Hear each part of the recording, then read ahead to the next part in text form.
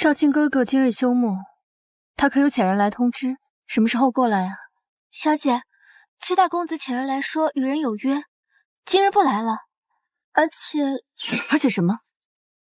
奴婢出门听很多人传，崔大公子最近常常光顾北门的面铺，那店家还是个年轻的女子，名唤秋娘。少卿哥哥整日手不释卷，任何的女子在他眼里都是红颜白骨，绝不会有什么秋娘，定是那些不怀好意之人乱传的。你怎么也跟着传谣？是，奴婢知错了。小姐为了崔大公子苦读诗词歌赋，努力练习琴棋书画。小姐这么好，崔大公子也不会找这些不三不四的。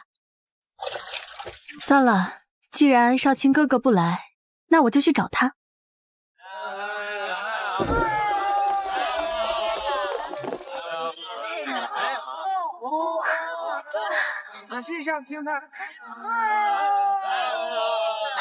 小姐，那不是崔大公子吗？好吃啊！老板，再给我来一碗。好嘞，客官。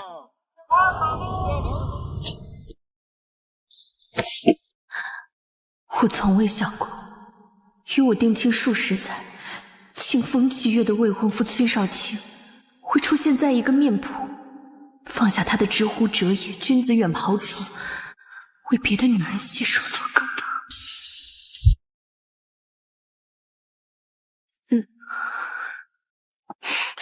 小姐，崔公子竟真的与人纠缠，太过分了！你对他这么好，他还不知道珍惜，奴婢这就去给你讨公道去。站住！我心悦崔少卿多年，他说他喜欢文静的女人，我便为他收敛性子，诵经祈福。他说他喜欢有才艺的女子，我便抚琴作诗，成为京中人人称赞的大家闺秀。可如今我与他尚未成婚，他便在大街上与旁的女子拉拉扯扯。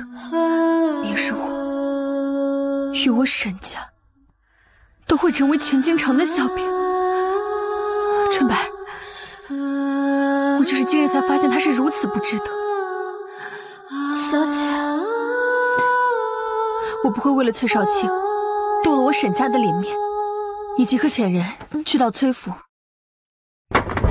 秦家小娘子，你哥欠我们的10两银子，你何时还呀？你们已经打伤了我哥哥，欺骗了我爹娘，家里所有值钱的东西都被你们抢走了，你们还要我怎样？你哥欠我们的钱，欠债还钱，天经地义。你所有的家产加起来也不过10两银子。这小娘子倒是有些姿色，不如抓来抵债。大胆狂徒，光天化日之下强抢民女，臭小子！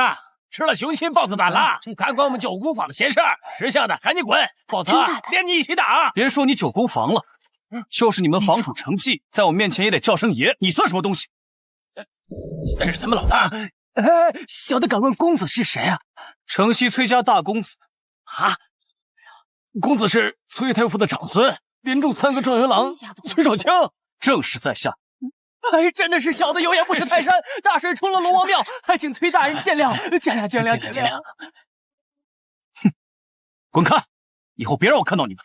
得了，行，这就走，走。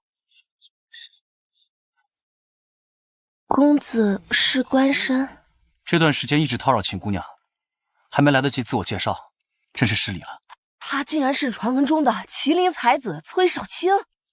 崔大人不仅才学出众，还乐于助人，英雄救美，不愧京城第一美男子的称号。公子与姑娘真是天作之合。对，郎才女貌，一对佳人啊。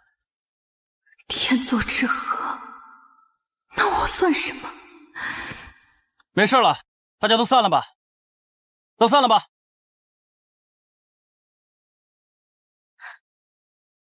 少卿哥哥。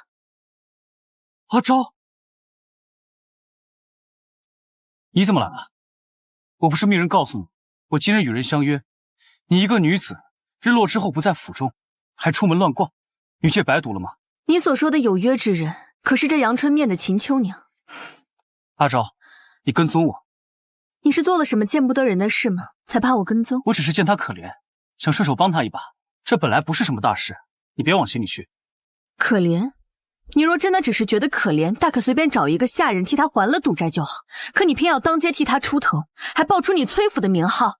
我那时情急，赌场催债的人要把他卖到青楼抵债。若是真卖了，女子一生的清白就毁了。你既知道女子清白重要，为何没顾及过我的名声？今日你崔大少爷当街冲冠一怒为红颜，明日你的未婚妻我，就是全京都最大的笑话。阿昭，别无理取闹，我不过就是想帮下秋娘。你从小锦衣玉食，理解不了。她还要伺候生病的父母，还要挣银子养家。从你我成亲之后，我要纳秋娘为贵妾。崔少卿，我确实不会临街摆摊，但我有身居高位的父兄做依靠，有10里红妆做嫁妆，我会执掌钟馗，打理祖产，我会能歌善舞，是京中人人称赞的贵女典范。你凭什么觉得我会同意你纳妾？阿昭，以后在府里，你为尊，他为卑，他永远都越不过你，你就让这一次，好吗？你既然这样喜欢他，何不帮人帮到底，直接娶她当正妻算了？沈昭，你就是嫉妒我喜欢秋娘，对不对？今日所作所为都是你煽动。对，我就是煽动。你既不喜欢我煽动，你去找一个大方的姑娘，我祝你们百年好合，白头偕老。胡闹！陛下赐婚，岂能让你儿戏？今日我当你糊涂了，此事不得再提。纳秋娘为妾之事，没有转圜的余地，你接受与否都没有意义。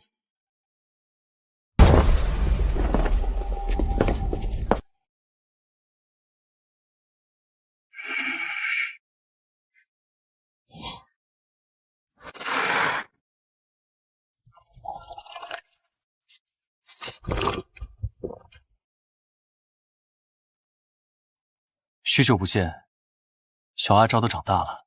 我的三爷，你还在这看戏呢？你好不容易回来，跟陛下复完命了。太夫人如今正病着，心里就惦记着你，你还是赶紧回府吧。我娘是真病了吗？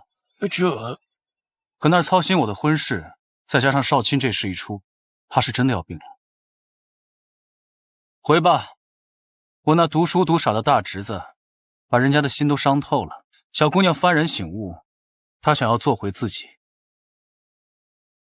你给我跪下！娘，我何错之有？女子还不知错，大庭广众，你与一个贱民拉扯就算了，还要用我崔家的名头帮他出头。我崔家祖上数代显贵，如今名声全让你给丢尽了。沈昭还差人过来要交代，你让我崔家如何交代？爹娘，秋娘虽出身贫寒，但出淤泥而不染。此次是我救人心切，反倒辱了她的名声。沈昭我还会娶，但我还要纳秋娘为妾。混账！沈家二品官员之家，能让你戏辱吗？正是魏晋门，还要纳贵妾。来人，罚大少爷跪4堂3日，跪到想明白为止。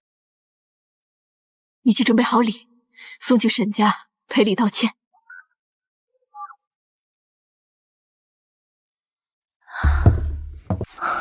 爹，女儿回来了。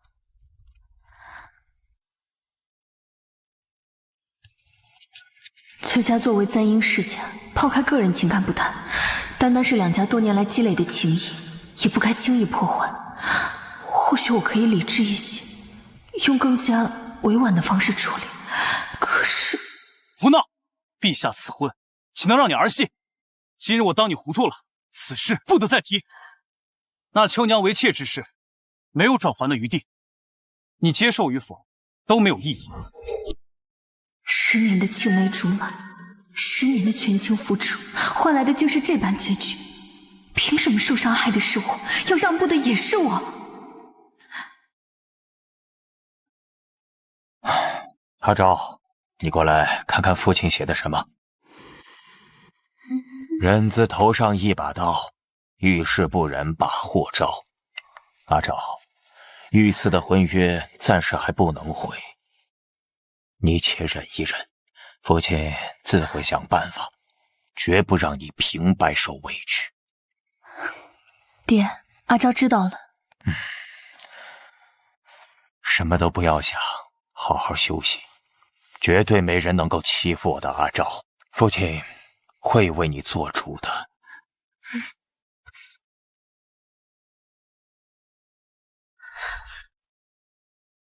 崔家这群不要脸的，欺负我女儿，生日宴还敢给我们送梗帖。娘，你莫生气，气大伤身。阿昭，娘和你说，女儿家的心意重如金石珠玉，所谓情情爱不过尔尔，没必要把感情浪费在苦求不得的人身上。阿昭知道，娘，阿昭日后都听你的。阿昭，哥已派人在崔府等着了，只要崔少卿敢出门，哥就派人套麻袋揍他。莽夫，你父亲都说他会处理，你再把人打了，咱们岂不理亏？阿昭，世道不公，条条框框约束的都是女子，若是你强行退亲，名声定然受损，之后的路只怕更难走。陛下赐婚的是沈崔二家，可那崔家不是只有崔少卿，且看看吧。爹，您的意思是？老爷，夫人，听着秦家的人来报，崔家昨日给了秦家不少安家银子，让他们3日之内务必离开京城。崔家动作还挺快，算他们识相。夫君，这崔家还算厚道，还给了秦家治家银子，这要是换做其他家，肯定叫他们叫天天不应，叫地地不灵的。崔家若是不厚道，咱们也不会把阿昭嫁进去。阿昭，若是秦家就此消失，你作何想？娘，您看我善良。阿昭，你要做什么？人都说劝和不劝离，阿昭想做一桩美事，成全崔少卿。这沈家人何迟迟不到啊？娘，阿昭回了帖子，说他会来，你不必担心。若是平日，娘自然不会如此担心，但娘，您不必担心，阿昭我最了解，我哥在他内心里犹如皎皎明月一般，他绝对不会弃我哥太久。也是，你大哥如此优秀，阿昭痴迷不已，必不会轻易放弃。待会儿啊，我们把哥哥叫出来，让他给阿昭道个歉，这事儿很快就过去了。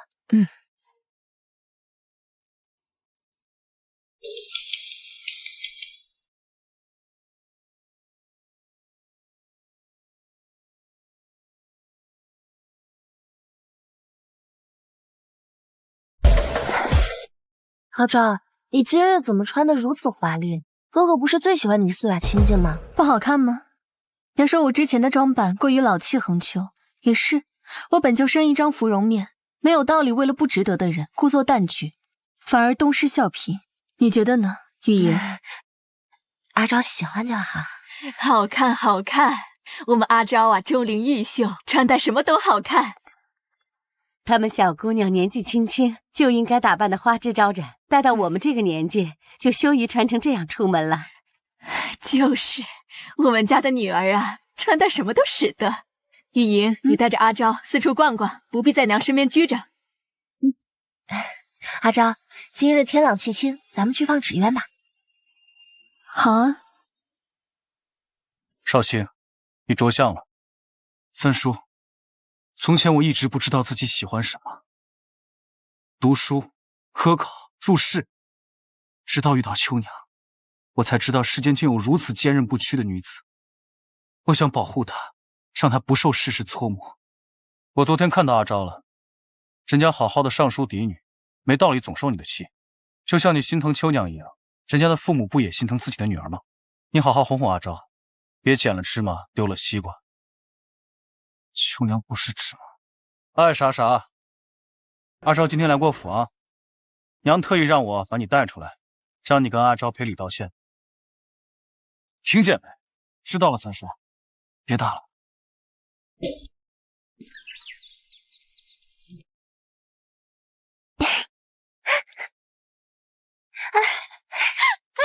沈昭怎么穿成这样，还连蹦带跳的，一点都没有端庄淑女的样子。世人不知道你崔大少爷竟喜欢女子卧病在床，你呀，还是适合和将死之人在一起。不能跑也不能跳，正好让你满意。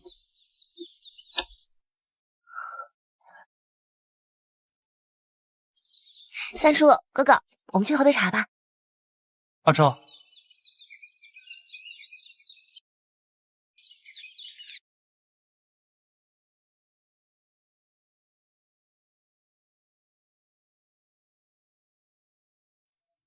阿昭，喝茶。相识10年，以往要么是丫鬟倒茶，要么是我主动倒茶。崔少卿倒茶还是第一次。原来我一直喜欢的如此卑微。阿昭，我已经和你说的很明白，你还要怎样？你崔大少爷天资聪颖，前途一片光明，是京城女子相敬爱慕的对象。就算你要将我的脸皮扔在地上踩几脚，我又能说什么呢？沈昭，我已经放低姿态向你道歉了，你别得理不饶人。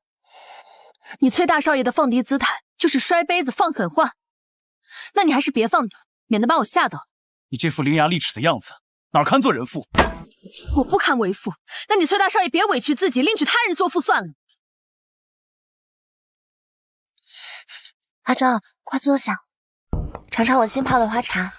这茶从选用制作到泡制，乃至最后监制出展的时间都精确到极致，实乃上品。三叔哥哥，你们也尝尝。少卿，你忘了我怎么跟你说的？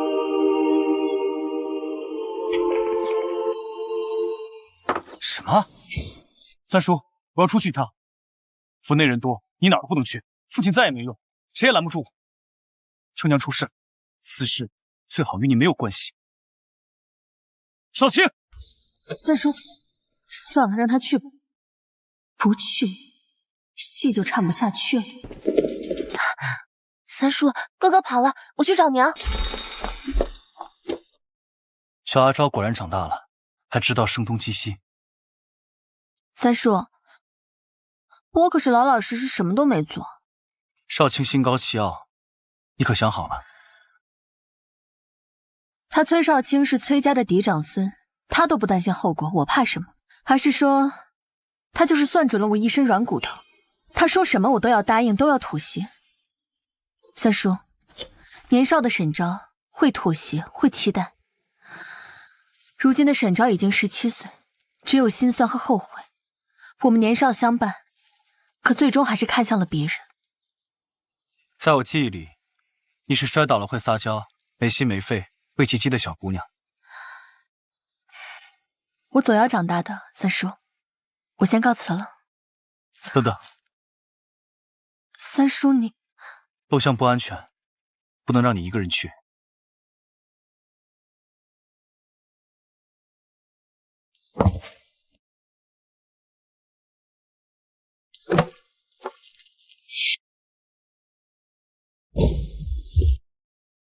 您可是沈小姐？崔少卿不是来了吗？怎么会让你一个人在这儿干这些活？抱歉，沈小姐，我哥哥被赌场抓走了，崔大人担忧我，陪着我爹娘一起去赌场赎哥哥。沈小姐，你放心，这个钱就当我跟崔大人借的，日后我一定会还他的。不必跟我宣誓主权，崔少卿愿意借银子给你，是你们之间的事，与我无关。沈小姐，我之前真不知道你与崔大人定了亲，你放心，我们已经准备搬走了，以后再也不会打扰你和崔大人的生活了。我求您高抬贵手，放过我吧。沈昭，你有什么冲着我来？别欺负秋娘！崔少卿，你是没长眼睛？你哪只眼睛看到小阿昭欺负他了？小阿昭欺负你了吗？沈小姐确实与我贤良。秋娘，不用替他说话，无事不登三宝殿。他既然来了，肯定是要做些什么。这就是我曾经喜欢了10载的男人，满眼都是另一个女人，如此不堪。崔少卿，以我沈家的权势，我真想做什么，你根本拦不住。你从前总嫌我不够端庄，说我书读的不够多，步子迈的不够文雅，说话声音过大，哪里都不符合你对妻子的要求。可我如今才知，既不喜欢一个人，他便是怎样都是错的。你是我的正妻，是崔家的嫡长媳，我要求你规规矩矩，这有错吗？我是正妻，他可有告诉你要纳你为贵妾吗？秋娘虽不是富贵人家，却也知道宁做平人妻，不做富家妾。崔大人，你与沈小姐郎才女貌，天作之合，您忘了秋娘吗？秋娘，你听我说，10年，我将自己完全打造成崔少卿满意的妻子，10年如一日的约束自己，可现在却仿佛成了他和别的女人棒打鸳鸯的那个棒子。够了！既然秋娘不愿做妾，我更不愿意。你我的婚事还是就此作罢吧。够了，沈昭，你明知道那是御赐的亲事，不是你我想退就能退的。对，你总是仗着这是御赐的东西，所以才敢一次又一次的无视我，挑衅我沈家。你无非就是觉得我沈家非你不嫁，才敢一次又一次伤害我。你不要再多言了，给秋娘道歉。崔少卿，沈家与崔家的婚事并没有指定人选，我沈家只有我一个女儿，我别无选择。但你崔家并不是只有你一个男丁。你什么意思？除了我，你还能嫁给谁？我不嫁你，换你三叔娶我。沈昭，你知道自己在说什么吗？我很清醒。别胡闹了，今天这事我当你没提过，咱们回家再说。崔少卿，你可以三妻四妾左拥右抱，但你不能不顾我沈家里面肆意妄为。我不会再任由你践踏我沈家的尊严。既然退不了妻，那我就换妻。此事牵扯甚大，你想好了？沈昭，这不可能！三叔是你长辈，他大你5岁，你不可能嫁给他。有什么不可以？10年前，本官因治匪患和水患有功，陛下为嘉奖功臣，亲赐沈家和崔家的婚事。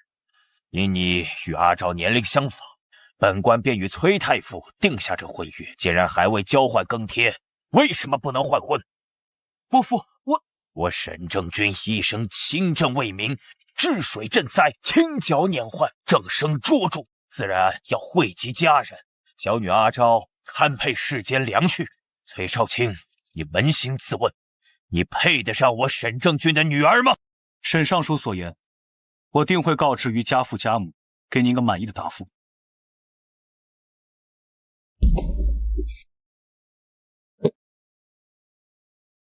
少卿，你糊涂啊！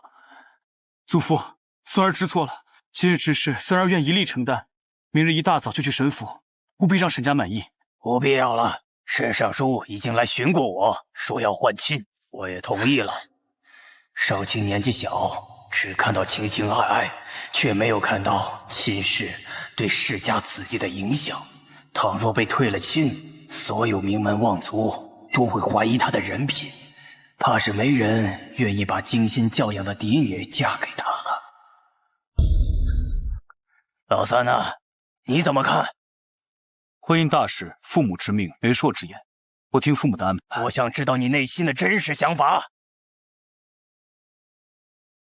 我不嫁你，换你三叔娶我。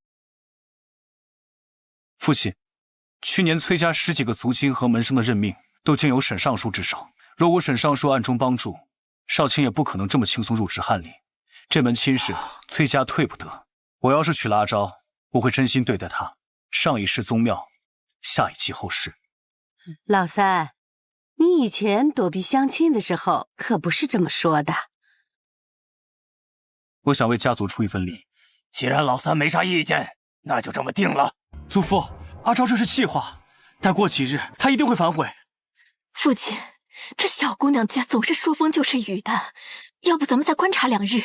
老大媳妇儿，小姑娘是心性不定，可沈尚书可是言出必行。他让我们明日把聘书送到沈府，与少卿的亲事再无可能。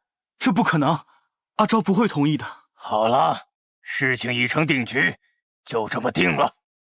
我累了，你们都下去吧。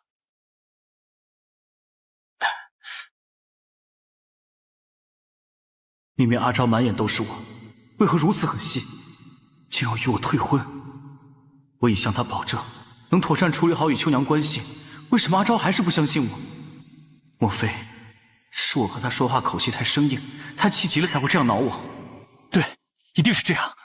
我现在就去找沈昭，一切都还来得及。这么晚了，少卿去哪儿？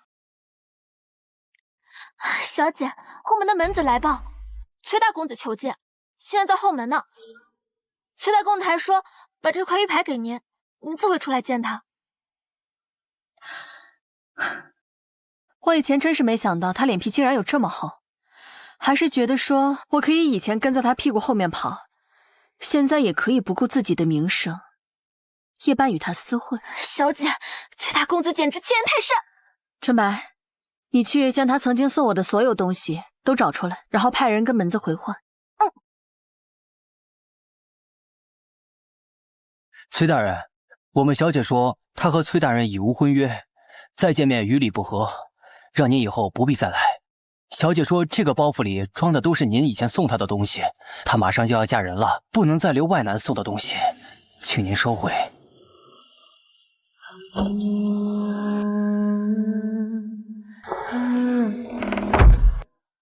阿昭这次会如此生气？不，我不信，他一定是在故意拿巧，想逼我妥协放弃秋娘。我怎能遂了他意？阿昭，明天就要送聘书了，今晚算是给你最后一次机会。我一直拿不准你的心意，如今看来，你的态度似乎跟我一般坚决，这样就好，至少你愿意与我尝试。以后你没机会再走了。哎，你们听说了吗？崔太傅今天终于去沈家送聘书了，而且听说崔家换亲了，求娶沈小姐的不是崔家嫡长孙，而是崔三爷。要我说呀，崔家大少爷还是吹相太难看，得罪了沈家，现在人家沈家大小姐说什么都不嫁，可不是嘛！我就跟你说，喝茶嗑瓜子听闲课最惬意吧，你偏说有伤风雅。你说的对，人生可欲须尽欢。我之前为了一个男人循规蹈矩压抑自己，现在想想真是白活。哎，阿昭，那人是不是你哥啊？沈大哥，阿昭在这儿。我大哥旁边的人是崔浩。崔浩，他不就是你的新欢？你总说三叔三叔，我还以为他两命斑白了呢。这看着也不老啊。仔细品品，还挺威武雄壮的，可比那文弱书生强多了。姐妹，你可是要享清福了。哎，你好歹也是翰林院掌院的千金，说话能不能文雅点儿？我爹是翰林院掌院，我娘是威武将军的女儿，我已经尽量平衡发展了。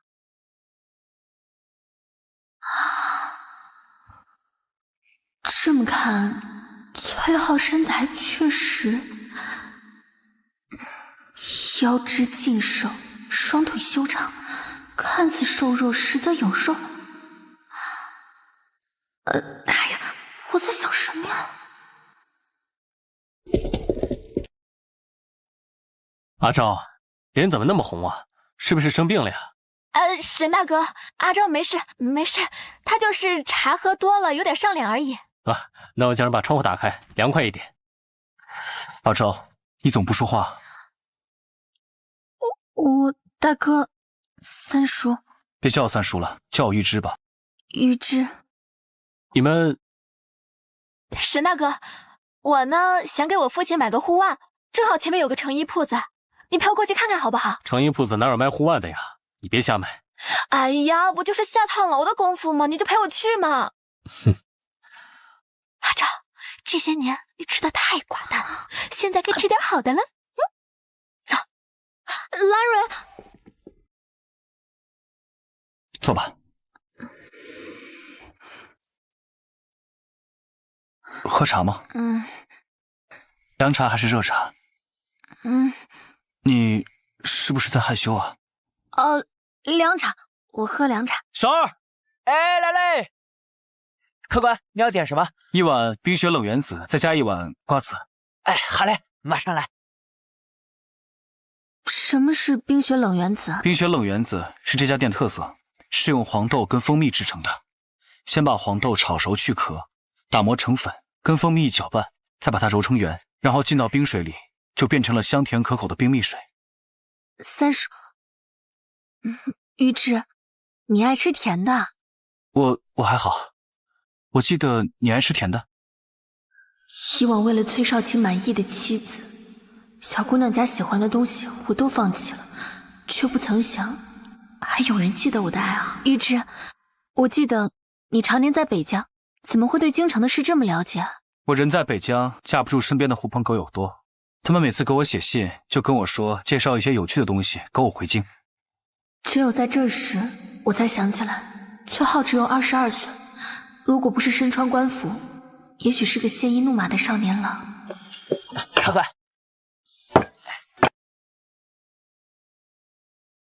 请慢用。这冰雪冷圆子配上瓜子吃，很好吃，尝尝。或许换境是不错的决定。最近天气凉，吃一半吧，不然会闹肚子的。可是这个圆子很好吃，我想多吃些。你要是喜欢，我下次带你过来，这离我下池地方很近，很方便的。你要是想吃，提前跟我说，我给你定位置。好。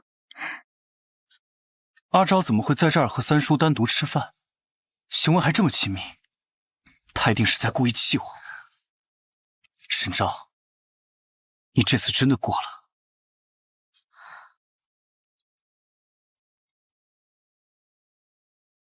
阿昭，你要是觉得剩下的比较浪费，我替你吃吧。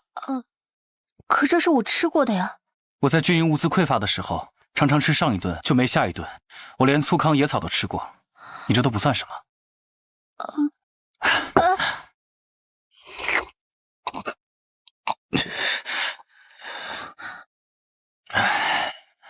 我的意思是说，我看你吃挺香的，就帮你尝一尝。可你刚才吃的地方是我吃的呀，这不相当于间接亲吻？我带你去逛街吧，楼下有卖蛐蛐笼，有绢扇，还有香袋，都是你们女孩喜欢的。真的吗？可是我哥哥和蓝蕊还没回来。傻姑娘，外面就没有成衣铺子，只有首饰铺。你哥回不来了。那我们快走吧。为了气我，沈昭和三叔在一起居然笑得这样开怀，三叔还给他剥瓜子，吃他剩下的东西，配合沈昭做我从来都不屑做的卑微事。沈昭，你这次真的太过了，我等你回来求我。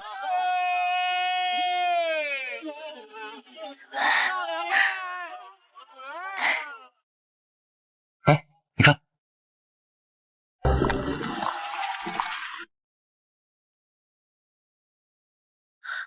这里有通草、灵娟，衰之辍之，不能混真呐。这个比较适合你。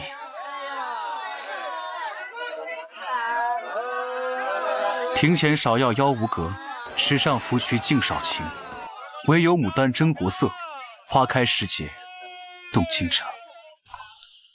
崔少卿从未用这样欣赏的语气夸过我，无论我做的再好，在他眼里都是应该的。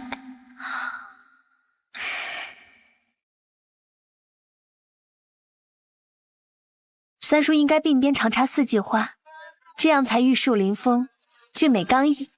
哎，你要再这么取笑我，我不陪你逛街了。你从前出征时，应是荣服簪花，鼓旗出征，可惜那时我没看到。今日见你簪花，方知什么是丹心铁骨少年将，将军义气，足应好。你们小夫妻呀，可真恩爱！送你们一朵百合花，祝你们年年长相知，岁岁如花红，百年好合。大娘，我们不是……我们现在不是，明年就是了。百年好合，百年好合，百年好合，百年好合，百年好合。这是我第一次感觉整个人都是暖的，再也没有患得患失。或许这次没错了。这银票你先拿着，先把你哥的赌债还了。你们也不必搬出京城，娘那边我会去说的。崔大哥，您的大恩大德，我们秦家无以为报。您放心，剩下的银子我会拿去开间小店，等赚够了银两，一定会如数还您的。这点银子对我来说不算什么，可是之前答应过你的事，可能要食言了。崔大哥，你说这话是什么意思？我父亲让我先立业后成家，这几年不得再提婚嫁之事。我之前说的娶你做平妻的事情，可能无法实现了。崔大哥，我是正经人家的姑娘，我不做妾。秋娘，你再给我点时间，只要沈昭那边说通，一切都不是问题。秋娘，我先走了，改日再来看你。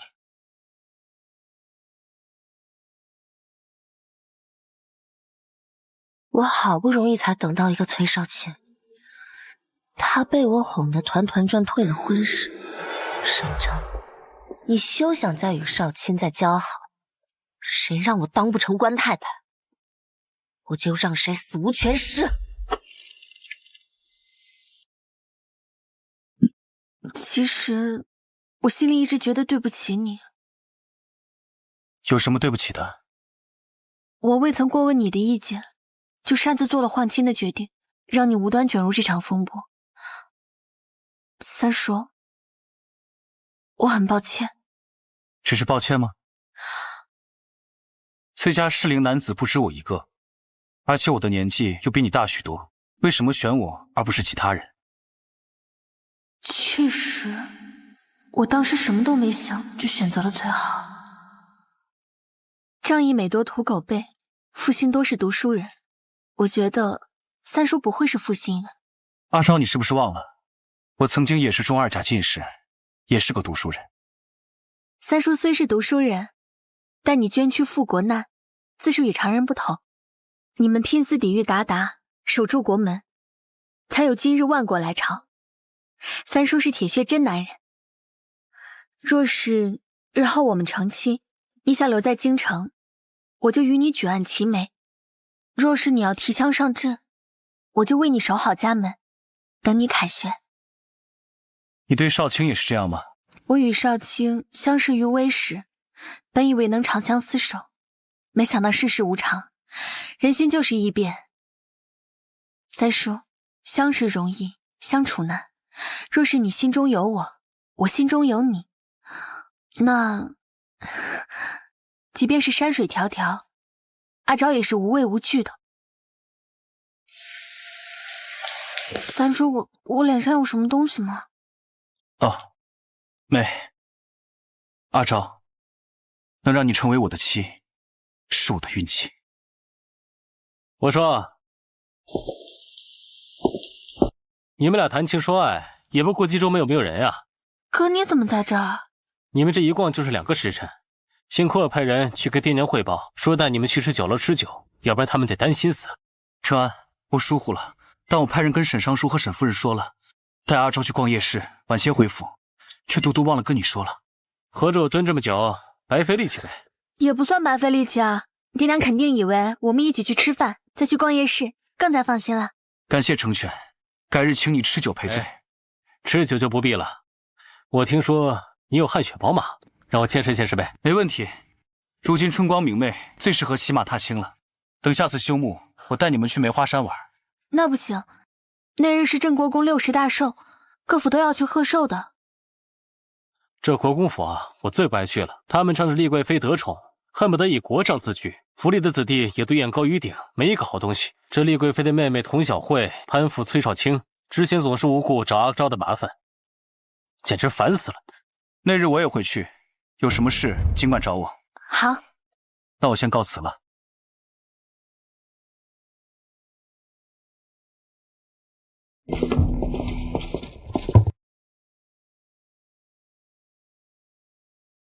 崔太傅、太夫人，许久不见，一切可好？托你上书的福，一切都好。阿昭，好久不见。崔太傅安好，几位大人、夫人安好。阿昭，你今天特别美。美在哪里啊？玉颜桃面不须臾看，便是人间四月天。我们阿昭欲言婀娜，就应该长笑，多好看啊！他呀是个不知羞的，偏偏于之还总宠着他，能不开心吗？沈夫人，咱们进去吧，别让主家久等了。沈昭见我，竟连个招呼都不打，哼，我绝不会轻易原谅他。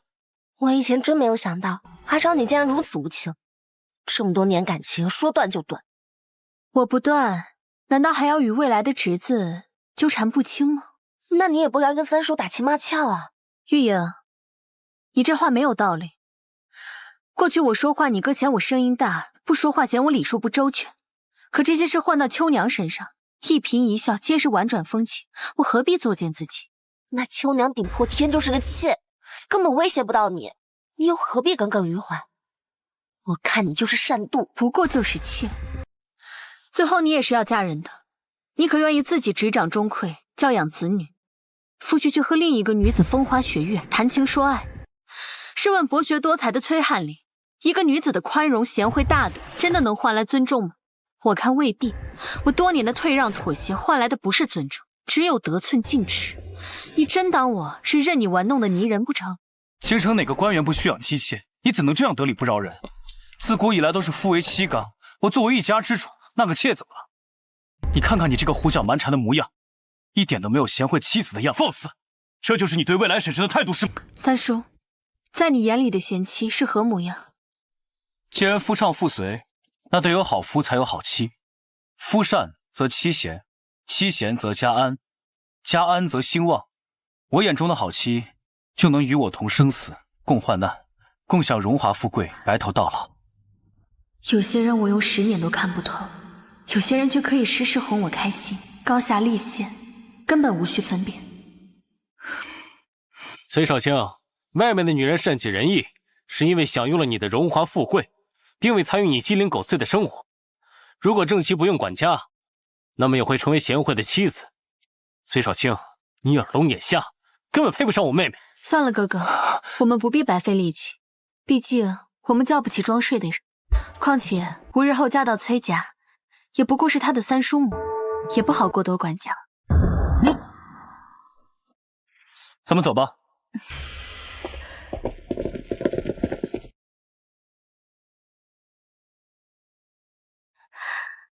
你们刚刚干什么去了？怎么来的这么晚？娘，刚刚有狗在狂吠，被我狠狠收拾了一顿。这以后毕竟是隔房亲戚，你还是与崔玉莹少来往吧。崔家大夫人和二夫人都不是善茬，小心为上。娘，你放心，人好我敬之，人不好我远之，绝不给自己惹麻烦。好。皇上驾到，贵妃娘娘驾到。陛下万岁万安，贵妃娘娘万福金安。朱爱卿，平身吧。谢陛下。陛下，今日我父亲的寿宴全是由我这侄女小慧一手操办的，所有事宜经由她亲自过目，一连数月都忙得脚不沾地呢。哦，如此宏大的盛宴，竟是小慧一手操持的。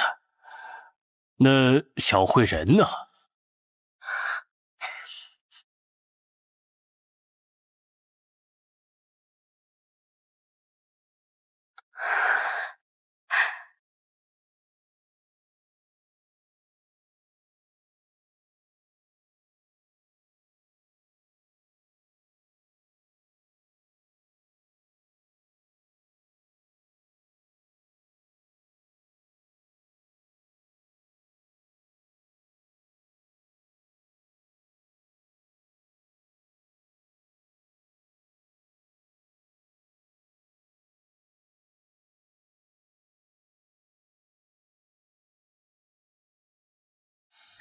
男人都是视觉动物，连崔少卿这种表面清风朗月、内心浅薄庸俗的男人都无法免俗。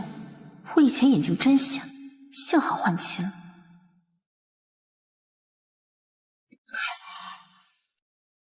怎么了？不许看别人。以前怎么没看出来？这个男人这么霸道。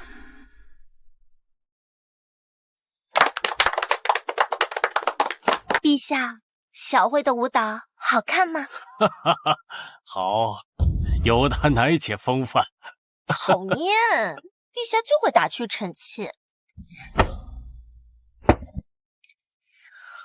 小慧不仅舞跳的极好，抚琴更是一绝。陛下要不要再听一曲？贵妃娘娘，今日宾客众多，展台搭建的如此之大，如果只是抚琴，岂不是显得有些单调啊？父亲的意思是，陛下，小慧待嫁闺中，还未定亲，您不妨替微臣看看，在场的青年才俊挑选一位能与她琴瑟和鸣。好啊，小慧尚待字闺中，在场的才俊可要抓紧了。琴剑书名，剑胆情深，臣女想以琴声贺舞剑，还望陛下和父亲允准。正所谓刚柔并济，如此甚好。陛下您觉得呢？那小辉县君想挑哪位少年郎与你琴瑟和鸣啊？陛下，臣女听闻崔翰林吹得一手好箫，所以臣女想邀请他与臣女一起琴箫合奏。可是朕听说崔翰林是有婚约的。陛下，崔翰林眼下并无婚约，神府小姐已与其三叔定了亲。哦，崔太傅可有此事？回禀陛下，您在10年前将沈崔两家定的婚约，沈大人相中了臣的3儿子。然而北疆战事告急，犬子自请上了战场，婚事便耽搁了下来。前不久便回京就职，臣父便亲自到沈府下了聘书，预计明年成亲。哈哈哈哈！崔太傅教得好儿孙呐！这崔浩在北疆战场屡立战功，确实是一个好亲事。你们2人上前，让朕看看。沈昭，你曾经那么喜欢我，现在换情都被陛下知道了，你再不示弱回头，便什么都挽回不了了。陛下恕罪，我儿殿前失忆，一时不慎弄碎了酒杯。无妨，无妨。混账！当初你不珍惜沈昭，迷恋那个什么秋娘，如今在陛下面前装什么深情？你是不是想害死崔家呀？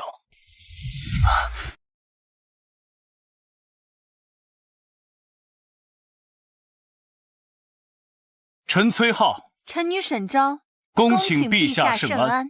好，起来吧。谢皇上。你们2人亲事是朕定下的，待你们结婚之日，朕定要送些贺礼，以此祝贺。谢主隆恩。退下吧。崔少卿，小辉县君说想与你琴瑟和鸣，你作何感想啊？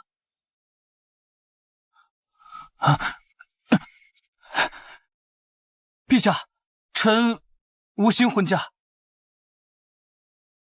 这男大当婚，女大当嫁，难道你看不上小辉县君？回陛下，臣并非此意，只是婚姻大事，父母之命，媒妁之言，此事还需征求父母的意见。正好今天崔少父和崔夫人都在场，你们可有异议啊？比起沈昭，这童小慧简直是个草包，我如何能要？陛下，少卿哥哥脸皮薄，就算是愿意也不好意思说，你就别逗他了。他脸皮薄，你脸皮厚不就行了吗？今日是镇国公的大寿，他掌上明珠的婚姻大事，朕自然要亲力亲为。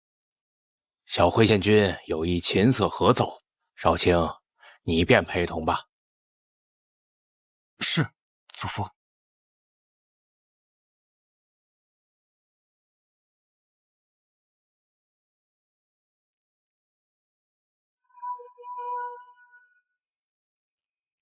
往年的这个时候，似乎是沈昭与我在宴会上合奏，他对我情意绵绵，旁人因我要娶她，羡煞不已。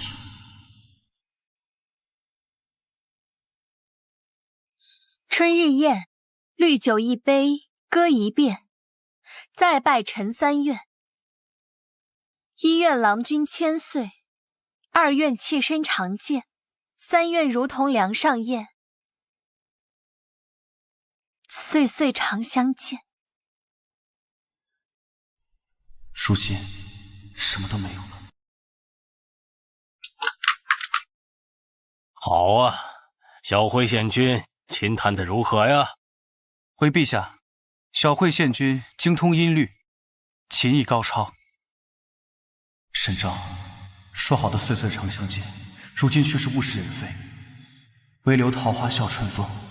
我们究竟为何走到了这一步？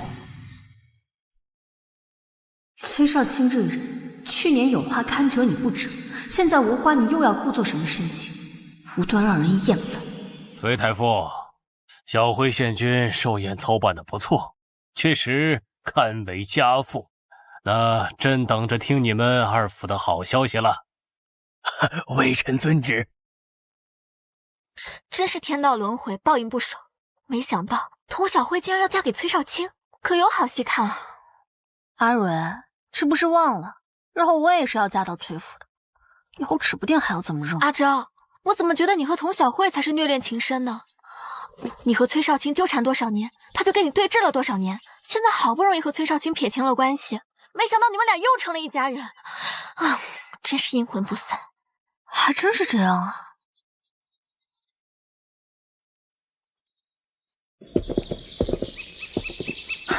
哟，这不是被穿了10年的破鞋吗？怎么还有脸出来见人？也不怕丢人？哎呦，我说怎么这么大股酸馊味儿啊？原来是有人捡了别人不要的破烂衫啊！居然还洋洋得意。你不嫌馊的慌，我们都嫌味儿大。赶紧滚开，好狗不挡道。严兰蕊，本县君没有跟你说话，你最好给我闭嘴。你是没和我说话，但你的口臭啊，熏到我了。我要是再不说话喘口气儿，一会儿就该憋死了。沈照，如今崔少卿是我的夫君，你以后别再没脸没皮的黏着他，小心我把你做的那些不检点的事儿都说出去。你看看崔浩还敢不敢娶你？这是怎么了？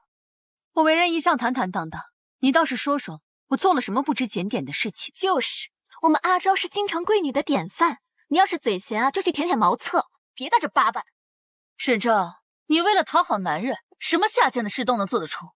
少卿哥哥8岁写的诗“玉骨冰肌最可人，夜缕暗香沁芳魂”，你便将自己的院子改名为了沁芳院。三叔，少卿字眉章，你在15岁及笄的时候，偷偷给自己取了个小名叫战魁。自今颜色难为偶，嫁得梅花却战魁。你一个千金大小姐，如此恨嫁，羞不羞？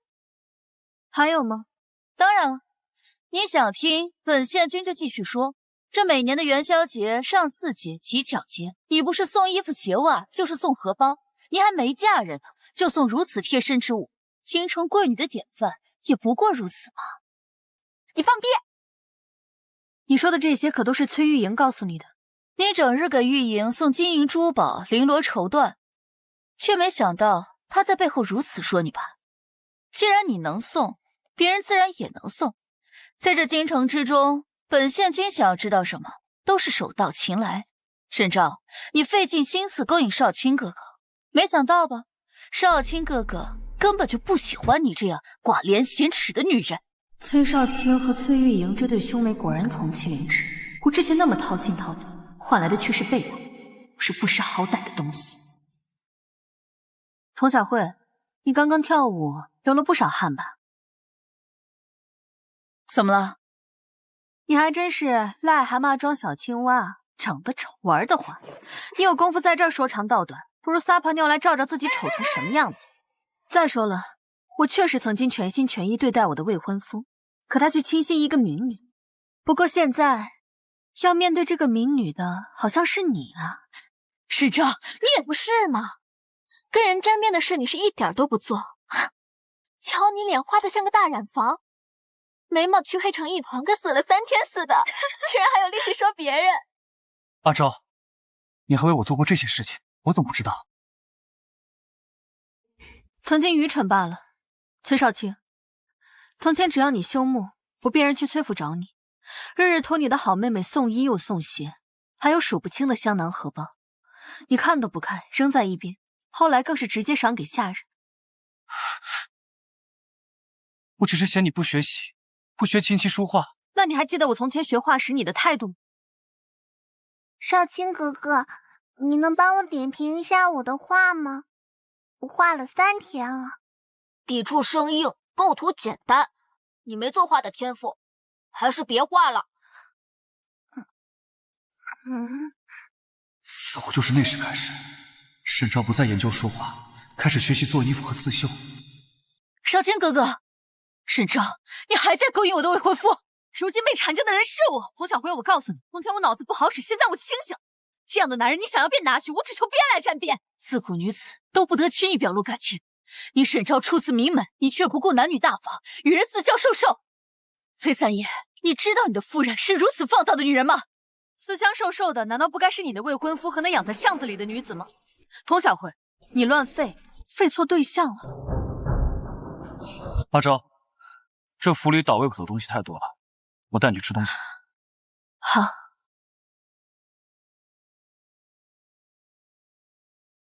阿昭，你就这样走了？崔少卿，你别忘了你的秋娘。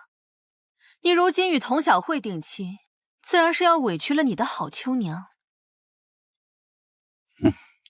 走吧。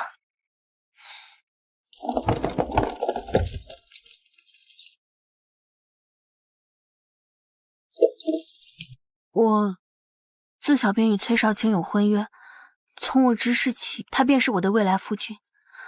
童小慧说的那些事情，我确实都做过，但日后我定会与他划清界限。喜欢一个人没有错，你不必在意过往。我只是怕你遭人嘲笑，我有一段糟糕的婚约。我不怕被人嘲笑，我担心的是你走不出来。我也不管别人怎么看我，你知道吗？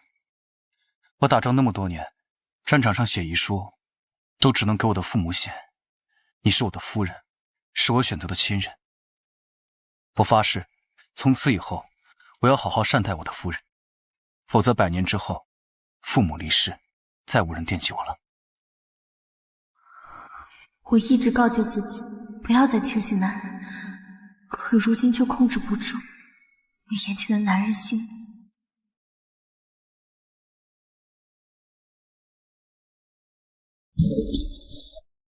少卿哥哥，你是不是还对沈昭念念不忘？他不过是个见异思迁的荡妇，根本就不值得你喜欢。童小慧，你闭嘴！沈昭现在的未婚夫君是我三叔，你大庭广众下嚷嚷，置我名声于何地？粗鄙不堪！就算我不会娶沈昭，也不会看上。少卿哥哥，你不喜欢我，还喜欢谁？我好不容易能让你娶我，你只能是我的。你喜欢谁，我便毁了谁。阿昭，你最近可太难约了。若不是今天正好碰见你出门，你都不曾想起过我。哪有？最近不过是三叔常约我出去。好，我知道你幸福了。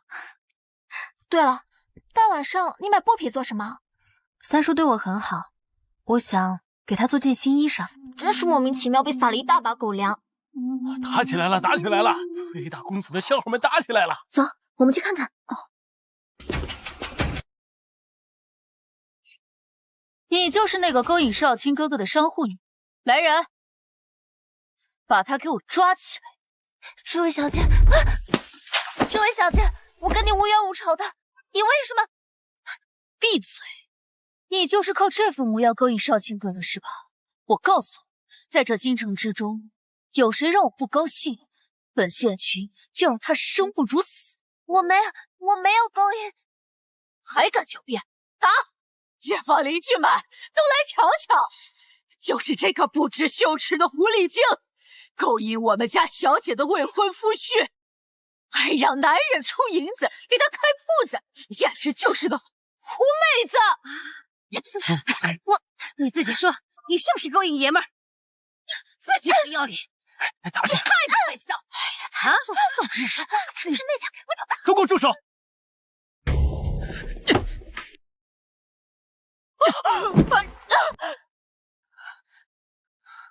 少卿哥哥，你今日不是在上职吗？怎么会来这儿啊？我要是不来，秋娘恐怕就要被你打死了。打人不过是个贱人而已，我为什么不能打他？我警告你，这里是天子脚下，打人是犯法的。打人？这分明是秦家人冲撞了我的马车，而且有谁看见我打人了？没有，没看见。啊，没有。少卿哥哥，你看，没有人，他们都在摇头呢，说明没有人看见我打人。你也是右城庭训的大小姐，怎么能说出如此失德的话？我失德？你屡次给这个贱人银钱，你告诉我，他究竟是崔府的下人，还是你的外室？如果是，我作为正室娘子，自然有权利处置；如果不是，还心安理得的花着你的钱，你告诉我，究竟是谁失德？这位县君虽然行为过激，但是他说的话确实有道理。是啊，有哪个良家女子会向外男索要钱财？要说他俩没关系，谁信呢？秦家女子要是自出自爱，怎么会让别人家未婚妻找上门来？阿昭，我听人说，崔少卿出银子给秋娘拼了个汤面铺子，铺子开张，崔少卿带同僚过去捧场，整个京城都传开了。这不，童小慧可不得拿秋娘开刀啊！恶人自有恶人磨。阿昭，你怎么在这儿？正好，你来说，方才童小慧是不是无故伤人？沈昭，你来做什么？我什么都不知道，我刚来。沈昭，你现在怎么变成这个样子了？到现在还在怨怼秋娘不肯帮他。我之前对你耳提面命，当家主母应该善良大度。你是不是有病？我都告诉你了，我刚来。沈昭，你来的正好。我告诉你，少卿哥哥是我的，如果你以后再敢伤害少卿哥哥，这个贱人就是你的下场。这位小姐，我想你是误会了，我是因为崔大人给我们借了银两，我们才有交集。我们之间清清白白，绝无任何勾结。我虽不是富贵人家，但我也不愿做妾。我家小姐没有让你开口，你给我闭嘴！狗奴才，谁让你欺负别人的？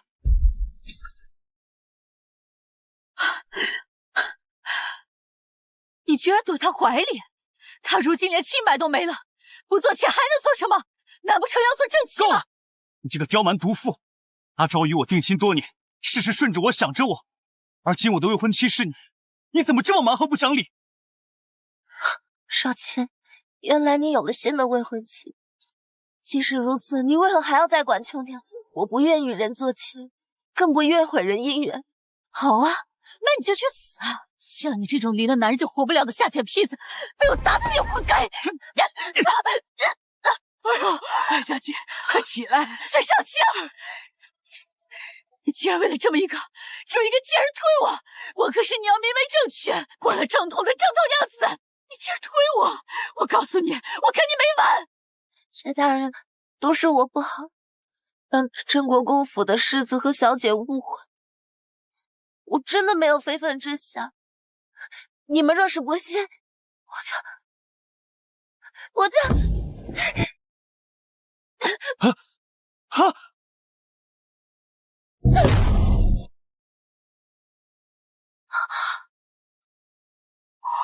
秋娘，秋娘，你为什么这么傻呀？崔大人，秋娘真的没有非分之想，你要相信我。秋娘，你别睡，我带你去医馆。走开！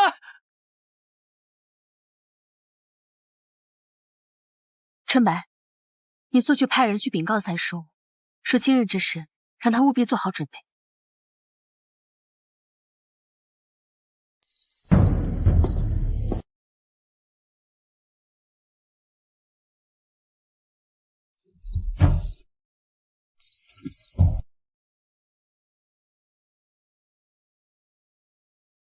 怎么又跪上了？童小慧今日大闹秦家，秋娘为了自证清白，撞墙自尽。我好不容易救下秋娘，郑国公就携夫人上门讨要说法，说崔家这次要不给个合理的解释，就要到御前告状。我说你，就算没有在刑部任职过，你也得有自己的判断吧？人的头骨是从头到脚最硬的地方，就算撞墙，也得有多大的力气才能把自己撞死？脑浆破裂，他有那么大力气吗？可是我明明看到他拼死撞向围墙，头骨也裂了，还流了很多血，人也昏过去了。再说，他不可能是装的。在那种情况下，要不是假装晕倒，怎么可能会逃脱镇国公府的追责呢？你是一个人，镇国公府是一群人，要是我也会假装晕倒。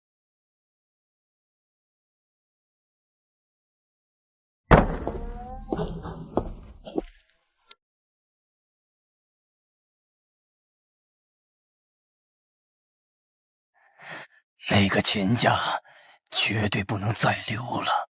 父亲，我已经安排人手将他们赶出京城。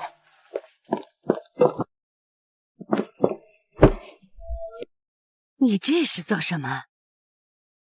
祖母，孙儿这辈子别无他求，唯独对秋娘放心不下，恳请你准许我去秦家再看上一眼。你气晕你祖父还不够，难道还想气死我吗？祖母，你就心疼孙儿一次吧。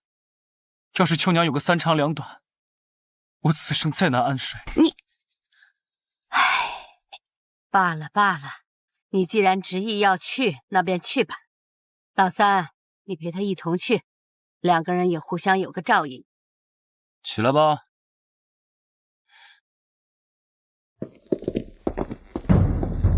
哎，着火了，着火了！快救火呀！哎呀，真是造孽呀！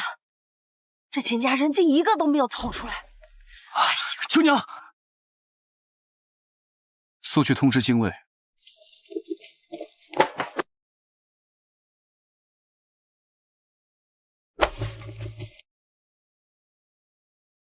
三叔，刚刚火势太大了，秋娘的双亲哥哥都在里面，恐怕凶多吉少。火势这么大，你怎么跑出来的？三叔，秋娘刚刚死里逃生，她的父母都葬身于火海，你就别问了。我问你了吗？火从秦家起的，涉及到失火的问题，你作为当事人，有义务配合官府的调查和问话。我和父母兄长早就睡下了，半夜我被农业呛醒，发现父母兄长都昏迷不醒，我实在没办法，就出来搬救兵。刚跑到半道，就遇到了崔大哥。我看到秋娘的时候，她正在四处呼救，秦家已经被火苗吞噬，但火苗太大了，我只能先将她带出来。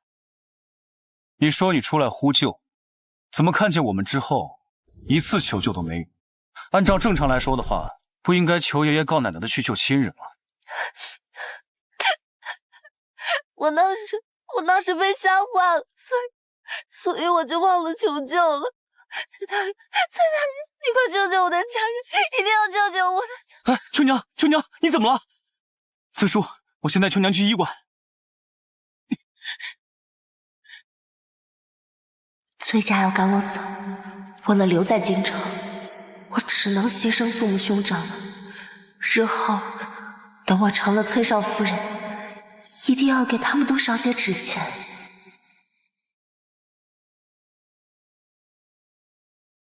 崔大人，卑职从墙角处发现了这枚腰牌。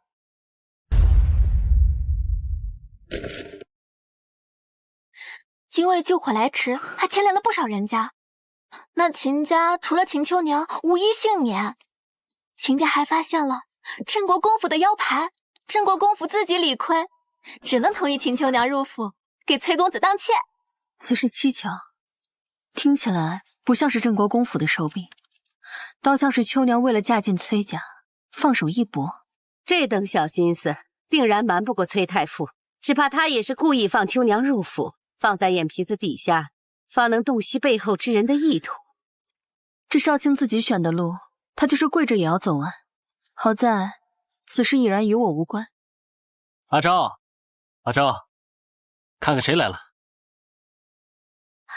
玉芝。哎，伯母团花式插花，高低庸簇，一派富贵。阿昭插花入画，娇艳欲滴，相得益彰。你光会说好听话，我娘才不会被你哄骗呢。怎么不会？让他多说点儿，我爱听。你哥和你爹呀，夸人没新意，还是于之夸人好听。难怪有人说呀，丈母娘看女婿越看越满意呢。有于之这样的女婿啊，我自然满意。对了，伯母，今天阿昭生辰，我想带他去集市逛一逛。你们年轻人的事儿啊，我就不掺和了，就让程安一同陪去吧。那我也不打扰你们俩柔情蜜意了啊，我出去等你们。春白，你去把我刚绣的荷包拿来。是，小姐。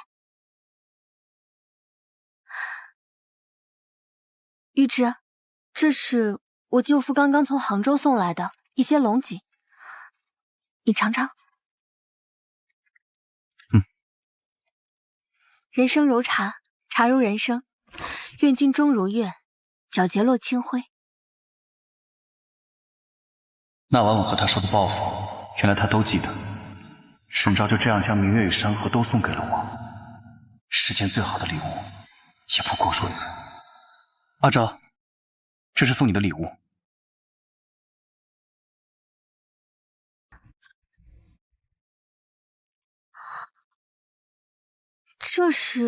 这是我在北疆的时候从一个传教徒手上得到的。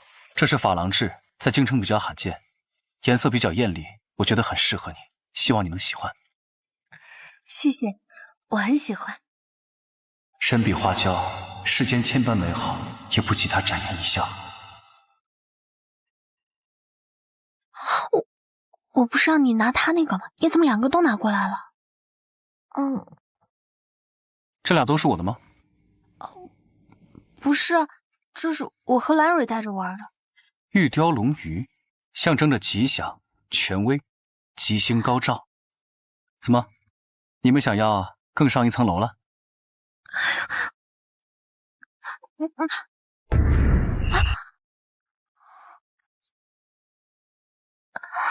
春白还在呢，你注意一点。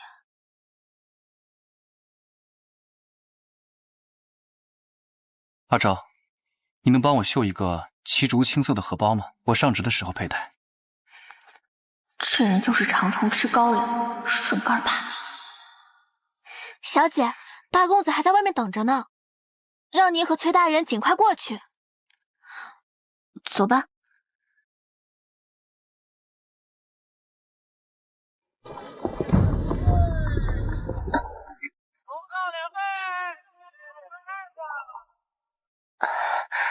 少卿，我入府后还没有拜见过三叔，你陪我拜见一下三叔吧。你跟紧我，我做什么你就做什么，别自作主张。三叔，三叔，沈小姐，沈小姐，少卿，是我连累了你。不是你的问题，他是在帮沈昭出气。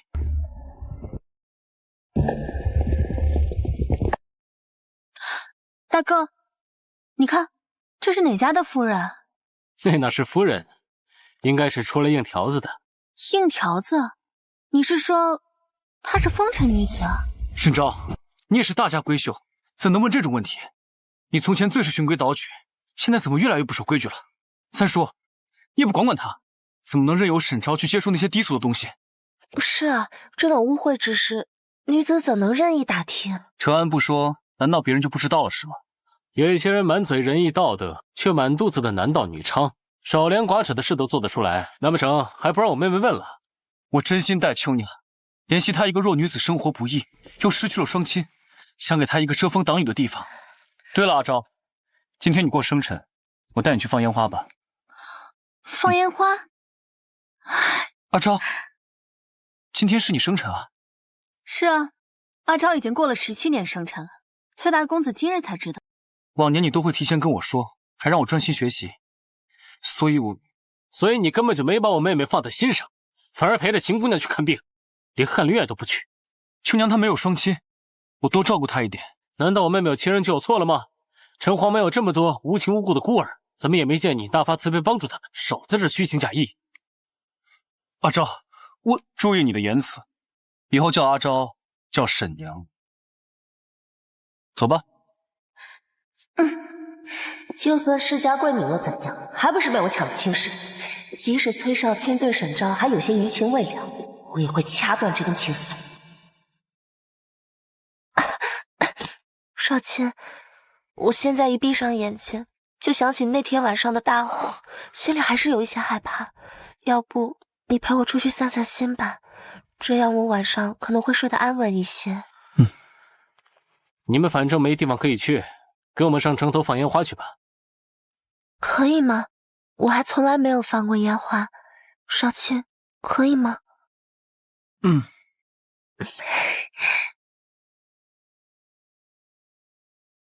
哥哥，你怎么让他们跟着呀？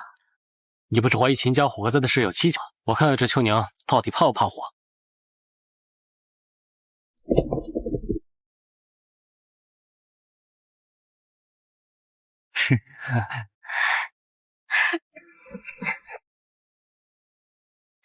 只可惜啊，好好的游玩，多了一对不速之客呀。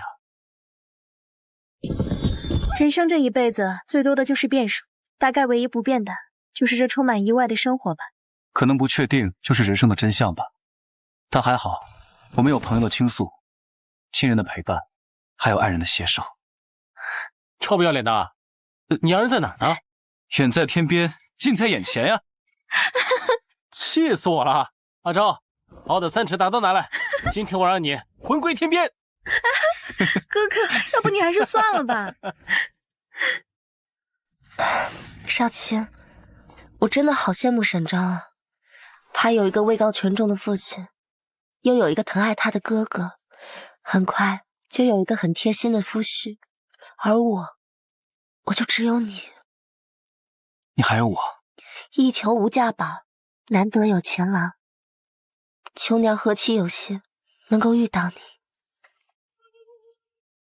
为了救秋娘，我几乎众叛亲离。如今沈昭更是看都不看我一眼，我真的是有幸吗？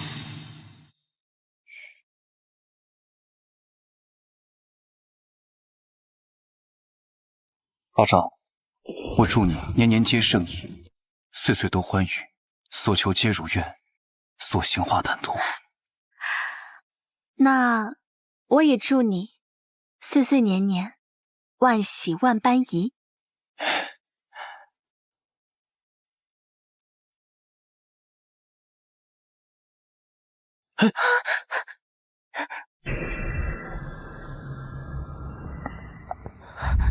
少卿，着火了，我别怕，烟花放完就好了。秦姑娘，你可真是勇猛啊！见到火都不躲，竟敢用脚踩。当初秦家着火的时候，你可是吓得连站都站不稳。你们到底想说什么？只是看个热闹而已，懂的人自然懂，不懂的人怎么解释都没用。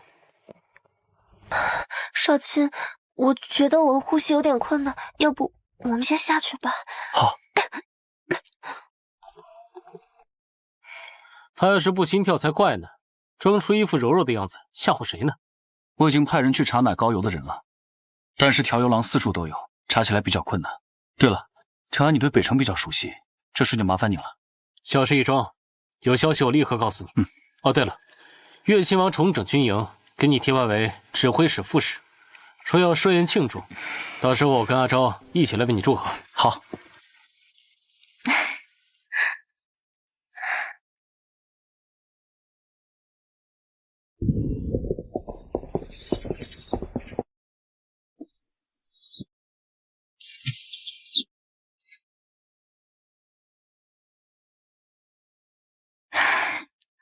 沈大哥，你被偷家了。好狗不挡道，你不知道吗？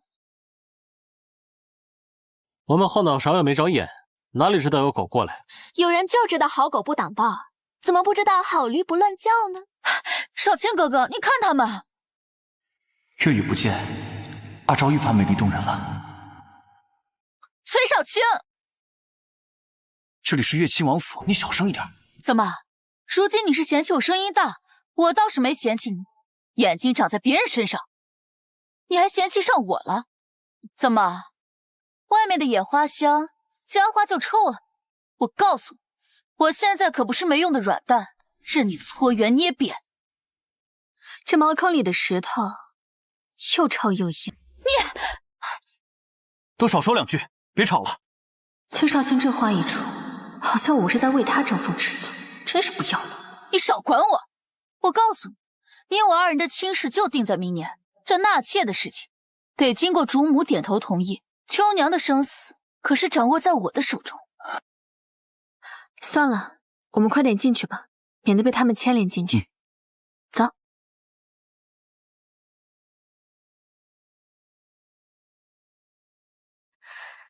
王爷千岁，都坐下吧。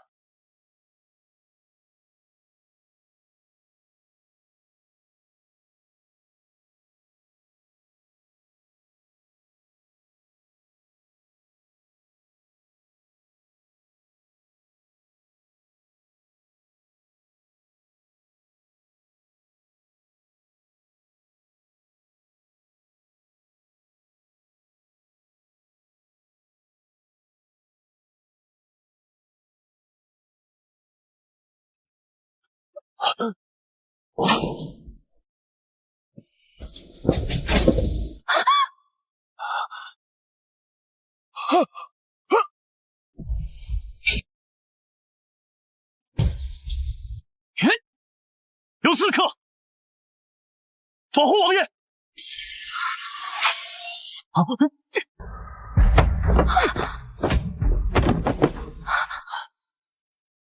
原以为只是普通的宴请，没想到月亲王和崔浩早有准备，连武器都藏好了。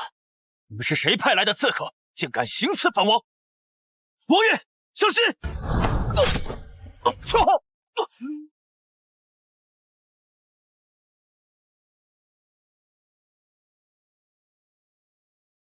崔浩！佛义，快来找人！崔浩，你怎么样？我没事，放心吧。啊，程安，刚才我的剑不知道丢哪儿了，你带着阿昭去给我找找。啊，好，阿昭，走，快！哥，你这是怎么了？为什么不让我看？今天来的都是死士，最后射出的箭是为了杀人灭口，想必剑上有毒，所以崔浩才会一直疼着冒冷汗。我们去太医院，将吴院判请过来，他医术高明，一定能救崔浩。好，走。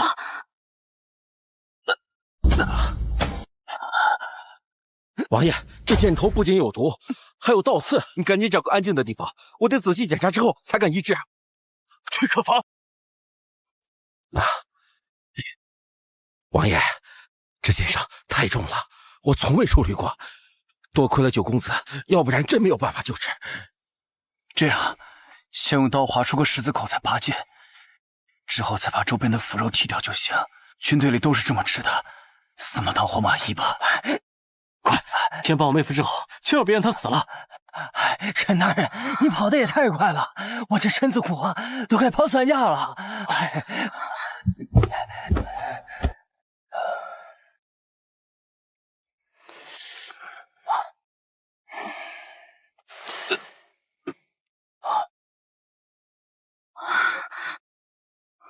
崔公子从脉象上看，没伤到要害，还好崔公子有战场上的经验，要不然今天可得终老了。就算那绊脚迈进阎王殿，也要给我救回来，否则我妹妹成寡妇了。玉芝，没事，就算我把阎王殿拆了，我也跑回来看你，我也跟你白头到老。我这儿有浪荡子，有安神镇痛的功效，等一会儿让崔公子吃了。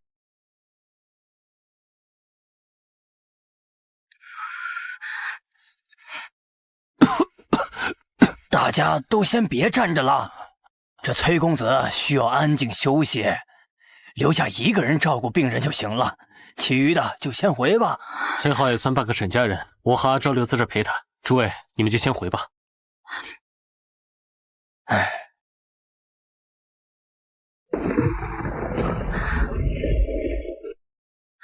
哥啊，你是不是有什么心事？啊，也没什么心事。刚才原来人躲人的时候，好像撞到了桌角，我从吴元派那里求了一瓶药膏，忘记给他送过去了。外面雨下得急，兰蕊应该走不远，你赶紧给他送过去吧。行，你好好照顾他，有什么事跟下人说，我去就回来。放心吧，春白和夏桑都在这儿，没有事的。啊，即便是仓促定期，崔浩也一直在极尽所能做到最好，而我享受崔浩无微不至的照顾，却从未主动为他做过什么。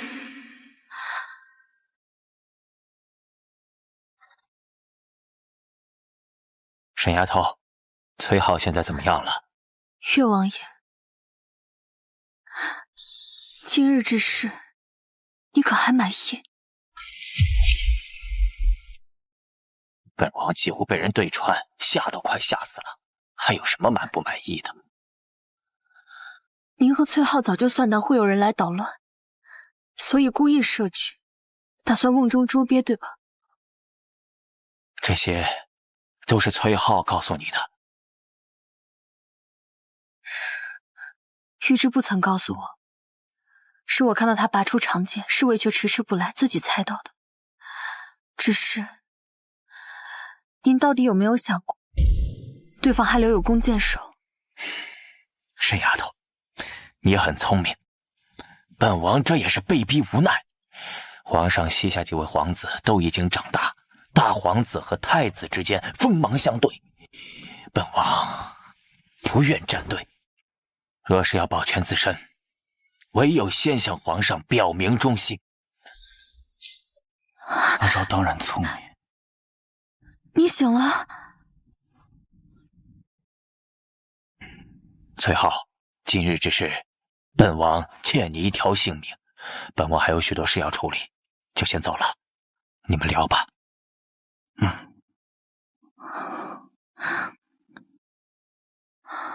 皇家哪有那么好？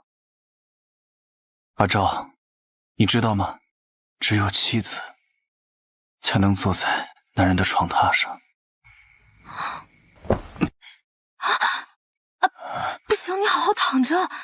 你刚才生气，是为我打抱不平。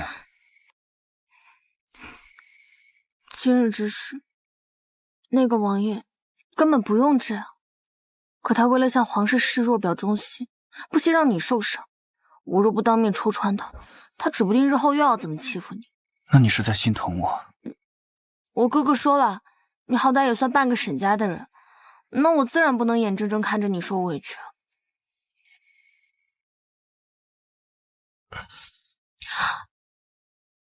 你哥还说，如果我醒不过来，就给你改嫁。我可不放心把你交给别人，我怕他给不了你幸福，你只能嫁给我。崔浩三分正经，7分无赖，只可惜我段位太低，每每都不是他的对手。你放手，一会儿夏桑剑要回来了，看到我们这样拉着，像什么样子？我已经去你家下了聘书，马上就能成为我明媒正娶的妻子，咱们不怕人看。那我哥哥一会儿也要回来的，你不怕他看到？既然我醒了，我就没事。过一会儿我喝完药，你跟程安先回去吧，毕竟我们还没有成家，我不能坏了你的名声。那你答应我，你要好好养伤。好，我答应你。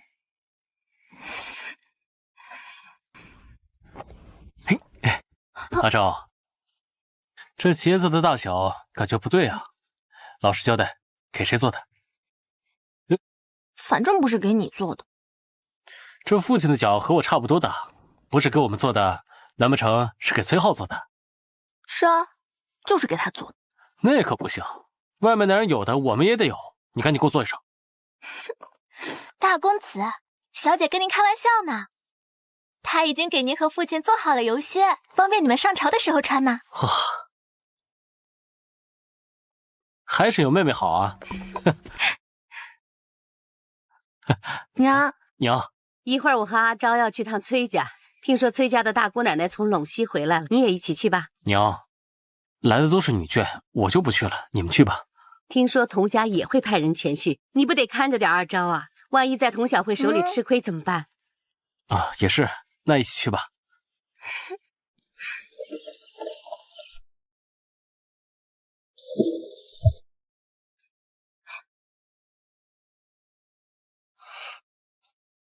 走。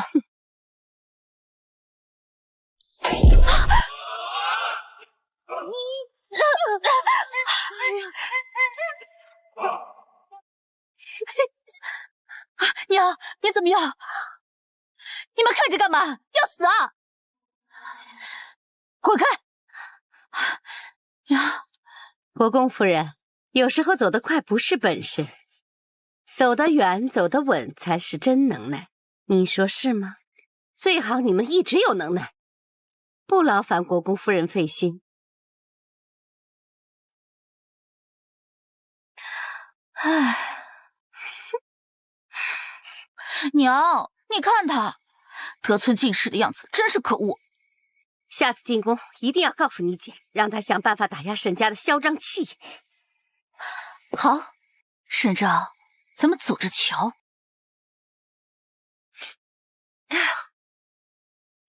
这不是沈家嫂子吗？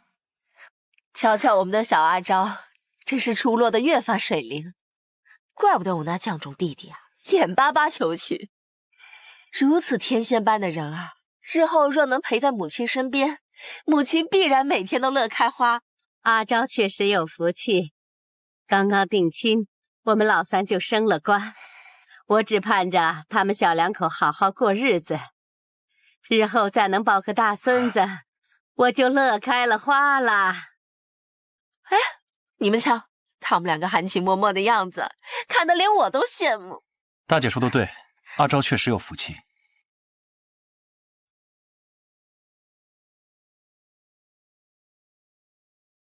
夫人发誓，看来他已经被崔少卿收房了。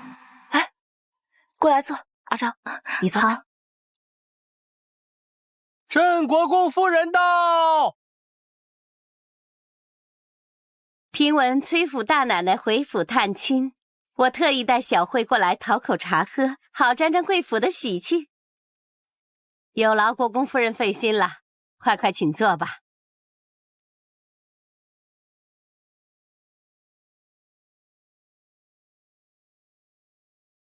阿昭，搭配的刚刚好。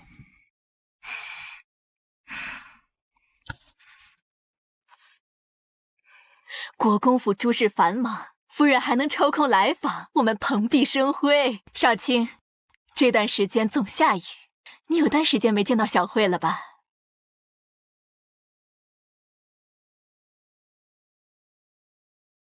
崔大夫人，她怎么在这儿？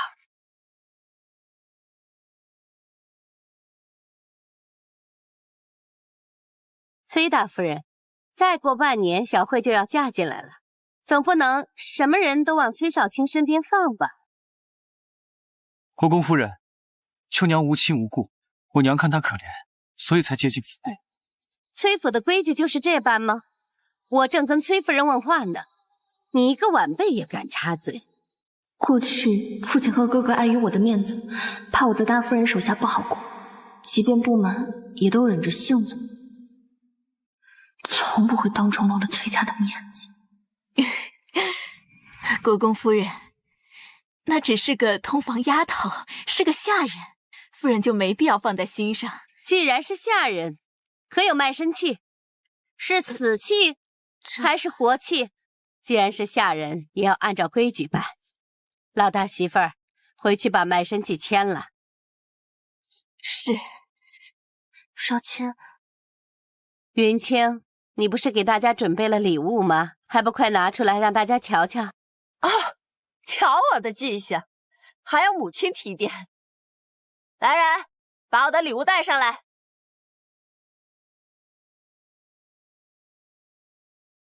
听说三弟就送了你一面珐琅镜，那我也来凑个热闹。我再送你一套玳瑁荷花鸳鸯八方盖盒，让你装首饰用。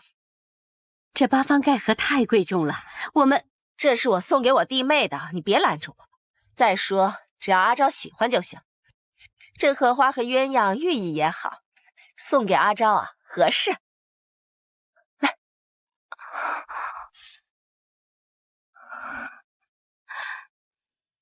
多谢李夫人，我很喜欢。下次见面就应该改口叫我姐姐啦。现在改也不晚。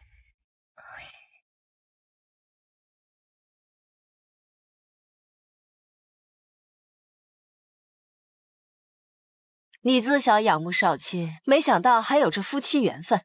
只是这长房孙媳难当，日后怕是要辛苦你了。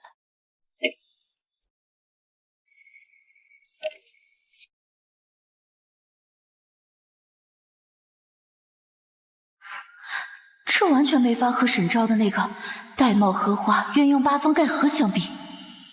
好了，铺时定在1个时辰之后，你们也别都拘在这儿了，都到院子里去逛逛吧。是。怎么，现在的崔家三少也成小辈了呀？现在你的辈分就是我的辈分，往后我的辈分就是你的辈分。那你是什么辈分啊？在家做上主，在外面你和我是同品级。什么同品级？你跟我妹一起够命了？差不多。你别打哑谜了，什么差不多？我救了岳亲王的命，他要封赏我。他问我要什么，我说我什么都不缺。于是他就进了宫，替我给阿昭请了个诰命。等我和阿昭成亲后，陛下会御赐3匹书人。阿昭，你以后就是诰命夫人了，可以领朝廷俸禄了。朝廷官员多，有诰命身份的命妇却少，就连母亲也是父亲立功后才得的诰命，刚成亲就被封赏，我还是本朝第一例。阿昭，终有一日，我会给你请封夫人，无论走到哪儿，我们共进退。京城人人称赞的贵公子，眼里只有风花雪月，对人对事都极为冷淡。而这位策马山河、仗尽天下的少年将军，却懂得人情冷暖，重情重义。玉芝，投我以木桃，报之以琼瑶。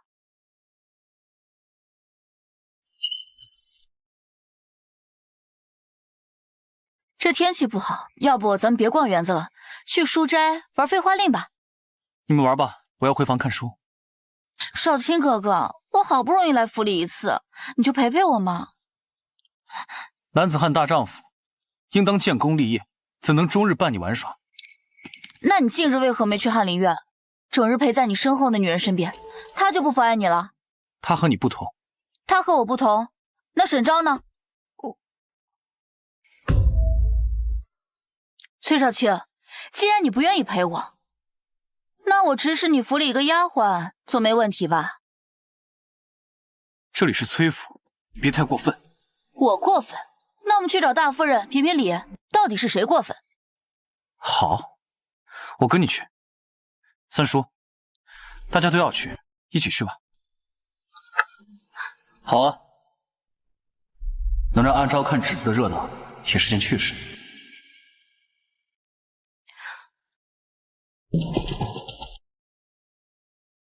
来人，给公子和小姐们准备好上好的茶水，还有水果。怎么，如今主子是使唤不动你们了吗？他们没有对牌，无法领取所需的东西。他们估计还要争执一会儿，咱们先坐这休息一下。不过是小气片刻，不如给些银子打发厨房婆子备些吃食。主子们说话哪有你一个下人插嘴的份儿？说是就说是，教训人干什么？他不过是一个下人，能懂什么？这世家大族的茶点搭配自有定数，伙房婆子能懂什么？你如此袒护他，他日后一定会让你丢大脸。哎，不就是来顺便喝个茶吗？怎么还能讲出这么多道理？待客之道可是一门大学问，能讲得多着呢。就比如说，刚果使人口渴，最适合搭配龙井解腻。这咸辣的糕点呢，虽然好吃，但是容易有异味，最适合配凤凰单葱。沈昭竟能把招待客人说得如此清楚明白，恐怕连常年跟着母亲身边的管家妹妹都做不到。阿昭，要是你今天来安排小聚，你会用什么样的茶点招待我们？我会准备把饱腹感强的核桃酥搭配龙井给哥哥，给你准备好消化的芋头糕搭配铁观音。只不过待客之道再多的讲究都是做给外人看的，你们吃得开心才最要紧。那我有口福了。不是要玩飞花令吗？怎么还不开始？眼下正好是开春，那咱们就以春字接诗，错的人就自罚一杯茶，如何？都没有异议的话，那就从我先开始。桃花一簇开无主，可爱深红爱浅红。这桃花开得再美，也有人爱深红，也有人爱浅红，更何况是人呢？沈昭，你说是不是？谁说花无百日红，紫薇常放半年花，各花入各眼，不过花开再美也只有一季。我只盼着能百日红，千日好。他这是在挤兑我。春风吹落旧时花，花谢花飞又一年。阿昭，你是想说第二个花？是，我想把这诗送给李夫人，愿她独领风骚，花红满堂。回头我告诉姐姐，她必定会喜欢。有些人啊，总是自以为是。你说你们桃花红、梨花白、菜花黄的，我妹妹喜欢的可是花开常盛的紫薇，经得住风霜的才是最好的。知我者，大丘柯也。少卿哥哥，陈安、阿昭，你们跟我去个地方，我给你们看个东西。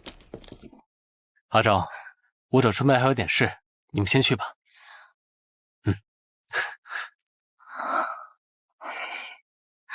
你要带我去哪里啊？跟我走就知道了。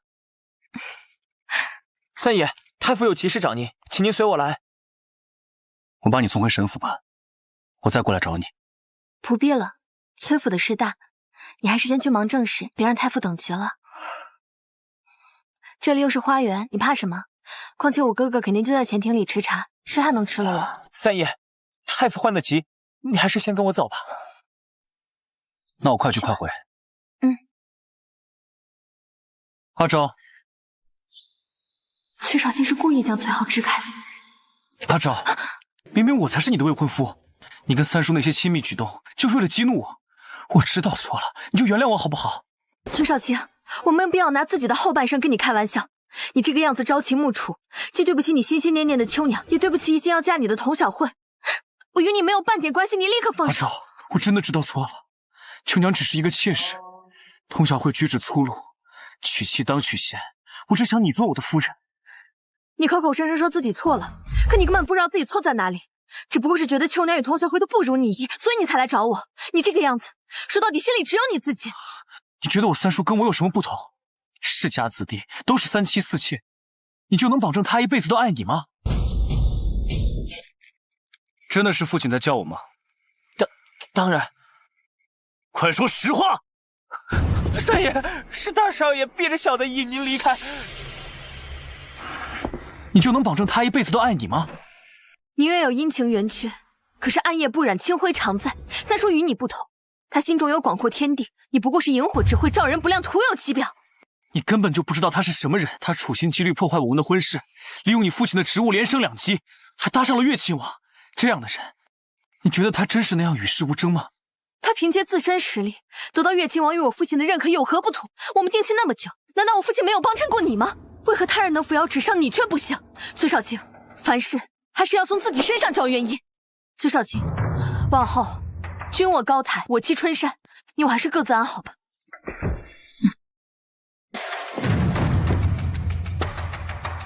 相识10年，我们最终竟走到了这步，路过不见，相逢不识，君卧高台，轻栖春山。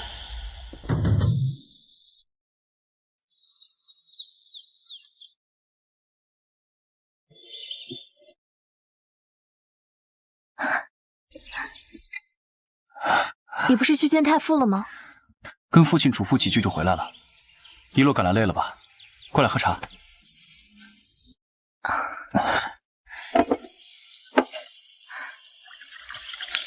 你这是在釉画吗？本来想画一个花瓶的，不知道你喜欢哪一种？我想要一个漂亮的花瓶，正好入秋插山茶花会很漂亮。你怎么连烧瓷都懂啊？我本身就是怀揣泥土的人，遇到你之后，泥土就有了瓷的模样。你跟我说实话，你是不是在北疆养了一屋子的美景，才练就了这副好口才？阿昭，你想多了。行军打仗，只有将军才能携带家眷。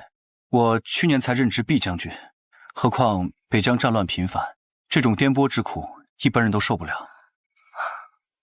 正是因为了解战争的残酷，所以你才主张练兵，增设兵备道。只有经历过鏖战，才能知道战争的残酷和前线将士的不易。既然我这次回来了，我想为他们多做点事。父亲曾说，只有了解一个人的过去，才能读懂他的现在。你也可以期待他的将来。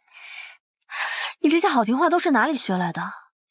可能是遇到对的人了吧，就想把自己知道的东西都告诉他。说多了呢，就自然会有你喜欢的。如果你不喜欢，我少说就好了。别，嘴有多甜，命就有多好。咱们崔三爷命好。你说的没错，我的运气都在后面呢。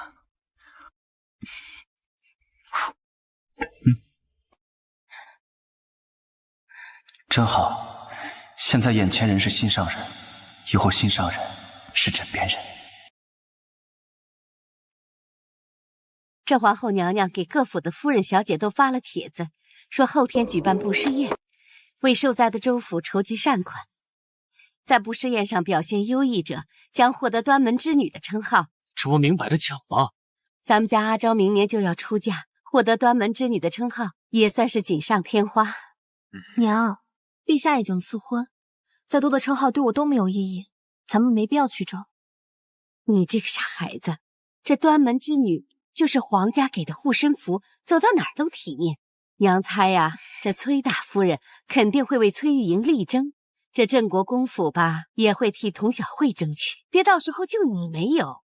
娘说的对呀，别人有的我们都得有，别人没有的我们还得想办法弄呢。这样，夫人，你去库房看看，有没有祖上传下来的珠宝首饰，能捐的咱们全都捐了。这晚就说府中没有银子，都是靠祖产过活，免得陛下惦记。好。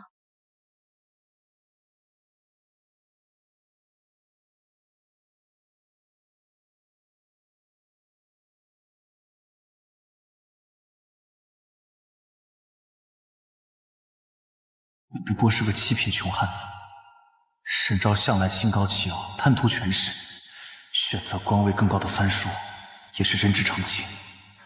我又何必念念不忘？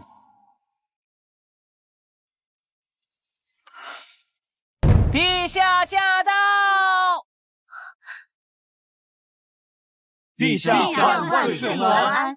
皇后娘娘、贵妃娘娘万福金安！吴爱卿，平身，落座吧。娘，丽贵妃状态不佳，铺了厚厚的胭脂，眼底好像拥有淤青。静观其变吧。朱爱卿，近日各地降雨频繁，各个州府受灾严重，如今国库紧张，还望诸位能多贡献力量，为受灾的州府筹款。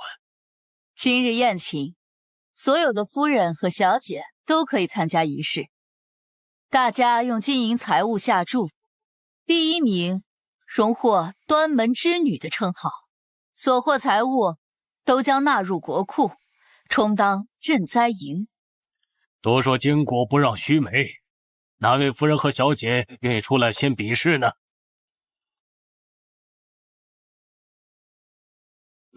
陛下，臣女愿意一试。陛下，小慧最是乖巧懂事，对您更是言听计从。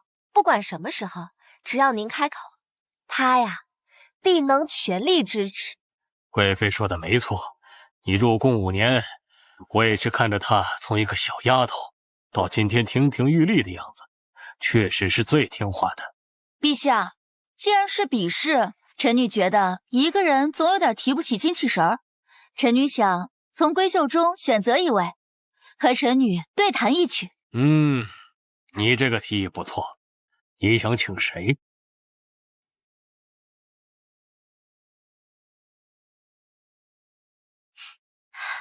陛下，臣女选沈昭。阿昭别怕，有娘在，你若是不想和他比，娘替你说。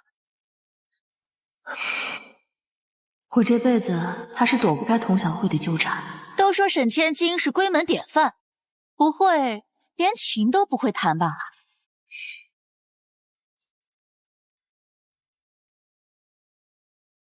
陛下，臣女觉得，既然宪君已经提出了抚琴，若臣女再次抚琴的话，岂不是完全没有新意？那依你之见，什么是有新意？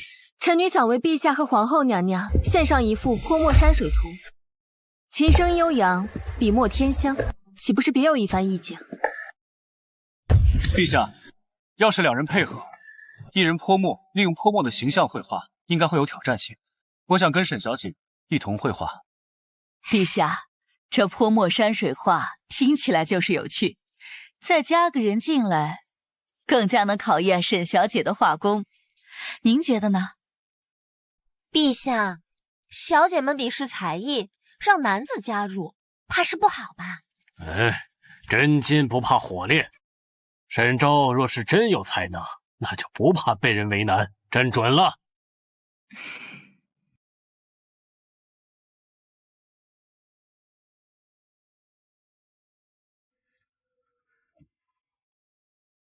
烟雨江山景致，云烟变幻，着实是渲染入微。笔墨豪放，气势磅礴，确实是佳作。以前沈昭经常来咱们府里，也没听说过他会这种画法呀。还是他心机深沉，特意留了一手，就是想让所有人都吃惊。不过就是取巧嘛。日后啊，你若好好练习，未必比他差。自我几年前嘲笑沈昭画工不好，不让他拿画作烦我之后，沈昭就真的再也没有提过画画的事。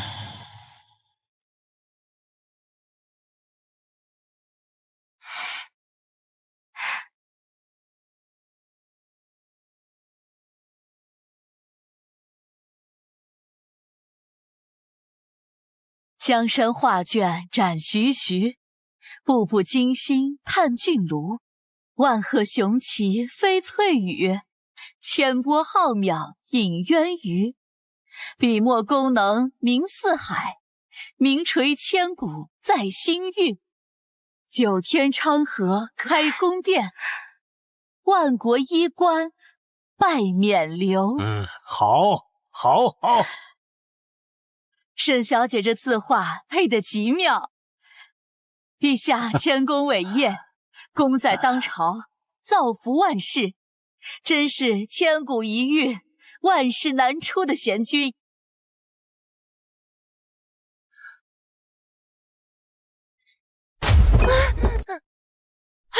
娘娘，你怎么了？你怎么了？季世良，快起来！陛下，臣妾不好男人，是保不住这个孩子。快传贵妃回殿，快传太医！来人，宣太医！陛下，宴席怎么办？皇后主持就好，朕先去探望丽贵妃。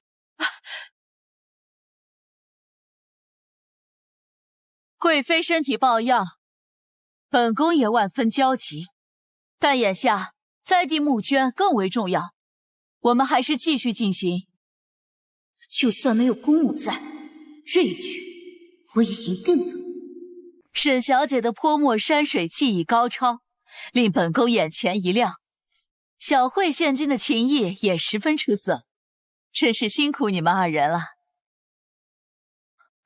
皇后娘娘竟然将沈昭放在首位，我昨天的精心准备全白费了。多谢皇后娘娘。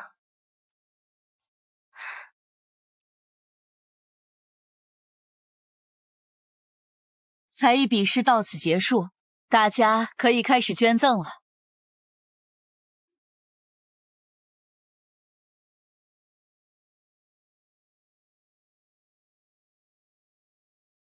鱼之这一大把，该不会有几千两吧？你不怕回去还加罚？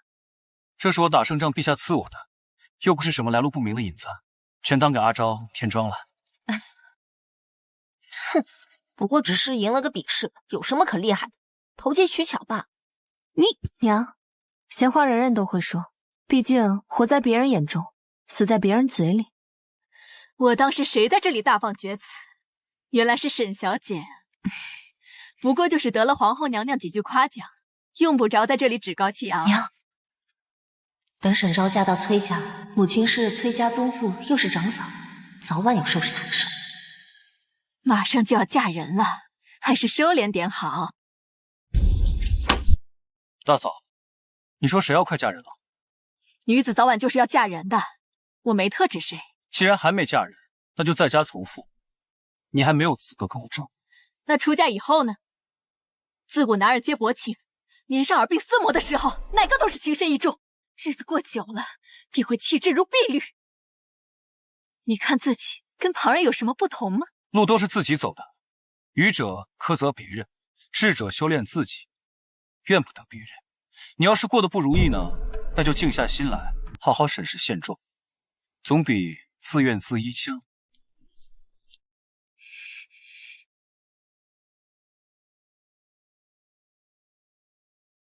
我们走吧。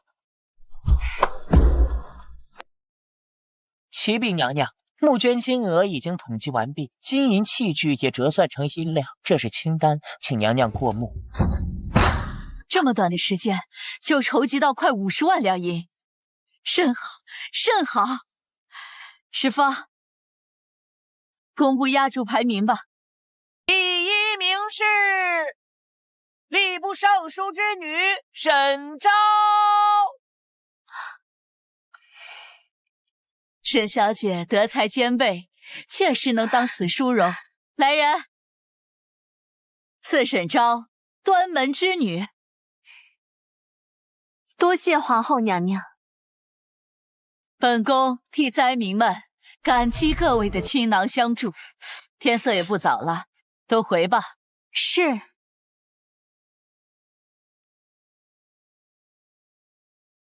刚才我一直提心吊胆，可算是有惊无险。少卿哥哥，娘，你稍微等我一会儿，我还有恩怨需要解决一下。好，我们谈谈。如今胜负已分，你用不着特意到我面前炫耀。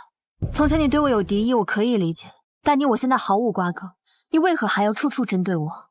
那是因为沈昭无论容貌还是才情，几乎样样都比我出色。你到底想说什么？童小慧，你我相识多年，我一直觉得你是一个聪明人。虽然我们做不成朋友，但也绝不是敌人。日后你上有公婆，下有小姑子，崔少卿又有红颜知己，你大可不必将心思放在我身上。沈昭，你说的倒是好听，可我就是讨厌你。上次在崔府，你趁着四下无人和少卿哥哥拉拉扯扯，你别以为我不知道。你既然知道，就更应该清楚，是崔少卿对我拉拉扯扯。他从前对我不屑一顾，如今却装作一副情深似海的样子。你可知道为什么？为什么？崔少卿这个人是一个不懂珍惜的人，他总是得陇望蜀，是一个彻头彻尾的蠢货。明明手中握有宝藏，却满地寻找碎尸。你说是不是？不管如何，都给我离少卿哥哥远一点。你放心，他在你眼里是宝，我却巴不得离他10丈远，见一面我就觉得晦气。我只希望我们日后各走各路，井水不犯河水。世昭，我问你，少卿哥哥真的喜欢秋娘吗？有些人山珍海味吃腻了，就想吃些粗茶淡饭，谁知道呢？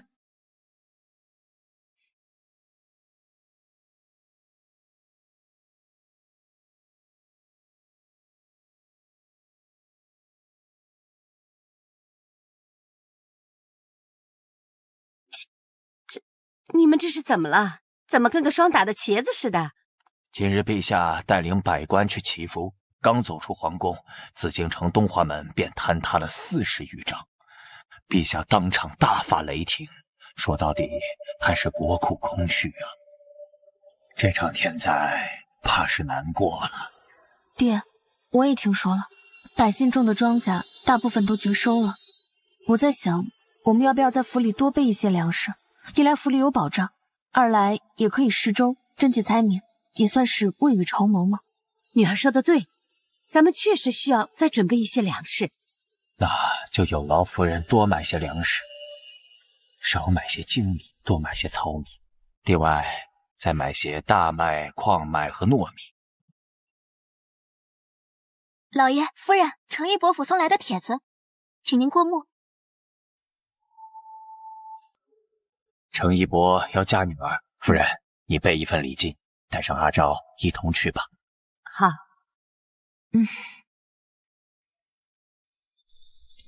严兰蕊，你每次都上赶着巴结沈昭，小心热脸贴冷屁股，自讨没趣。你的嘴是不是被铁水浇过？刚进来就阴阳怪气的说话，你不怕风大闪了舌头？兰蕊，可千万要小心，有些人舌头长的都能当鞭子使，可万万别被伤到了。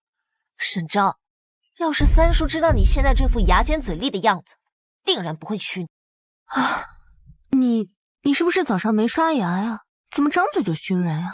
三叔会不会娶我与你们大房好像一点关系都没有？与其关心我，倒不如关心关心自己，什么时候嫁出去？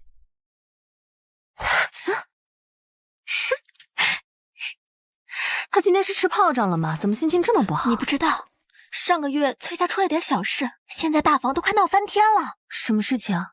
上个月崔玉莹和秋娘起了争执，他推了秋娘一把，竟导致秋娘小产了。为了让秋娘高兴，崔少卿今日特意带秋娘出来散心，现在应该在外面随行的丫鬟席上歇着。应当是外面新郎官来了，走，我们出去凑凑热闹。你到崔家这么久，一点动静都没有。若不是本王派人帮你解决了卖油郎，你还能有今天？本王不养无用之人。崔府戒备森严，求大皇子再给我一些时间。再给你1个月时间，若还是不能成事，就别怪本王不客气。待到少卿成婚，崔府必然会有所松懈。只是少卿对沈昭仍旧念念不忘，不如我们先解决了沈昭，绝了崔少卿的心思。你想怎么解决他？沈昭父兄都是朝廷重臣，奴婢斗胆，请大皇子将沈昭收入房中，届时不仅能断了少卿的心思，大房子还能得2员大将。好，只要你把这件事办成，本王重重有赏。谢大皇子。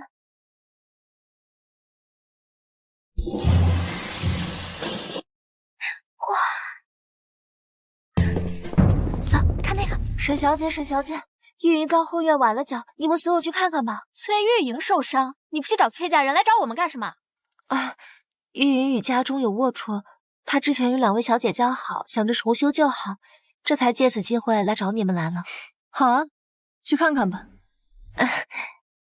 走。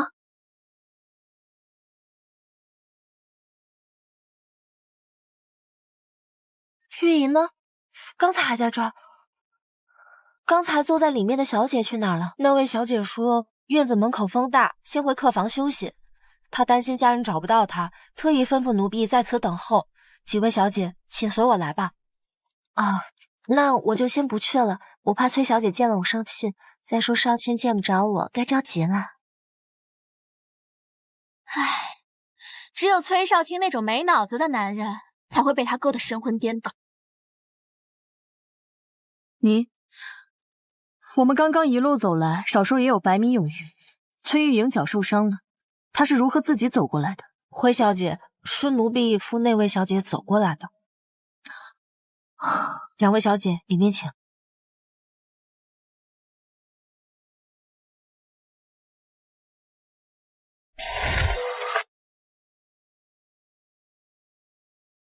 这屋子不透气，我讨厌。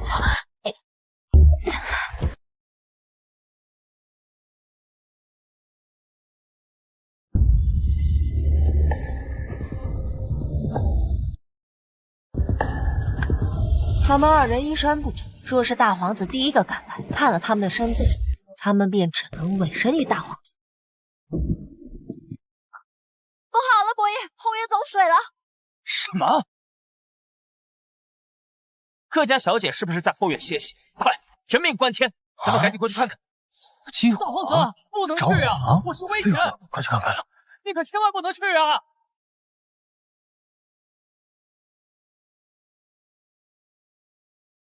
人呢？下人明明看到他们进屋，难不成还能飞天遁地不成？厢房里只有这个故意纵火丫鬟，我看殿下应该是找她吧。翠浩，你明明一直和我们在一起，如何得知这个丫鬟纵火？难不成这火是你放的？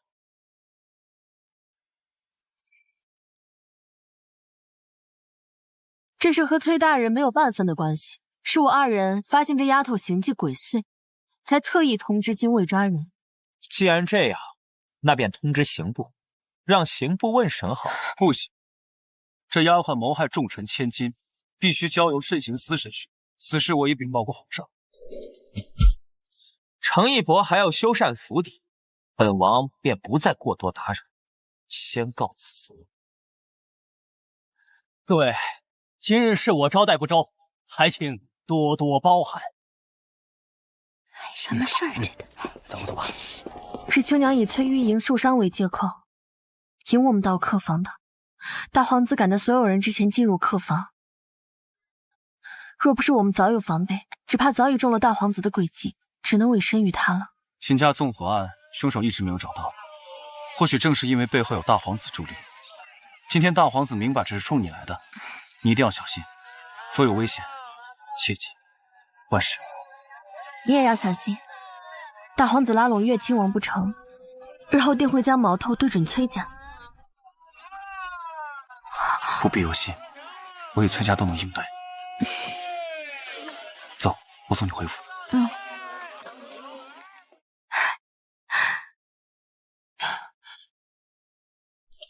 娘，阿昭，这么着急做什么？疯狗咬你屁股啦？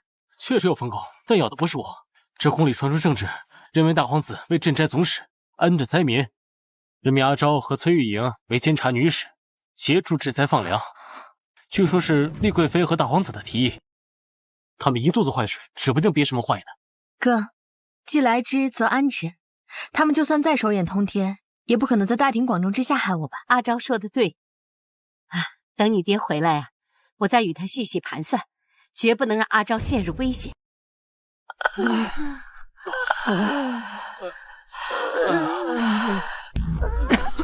好饿。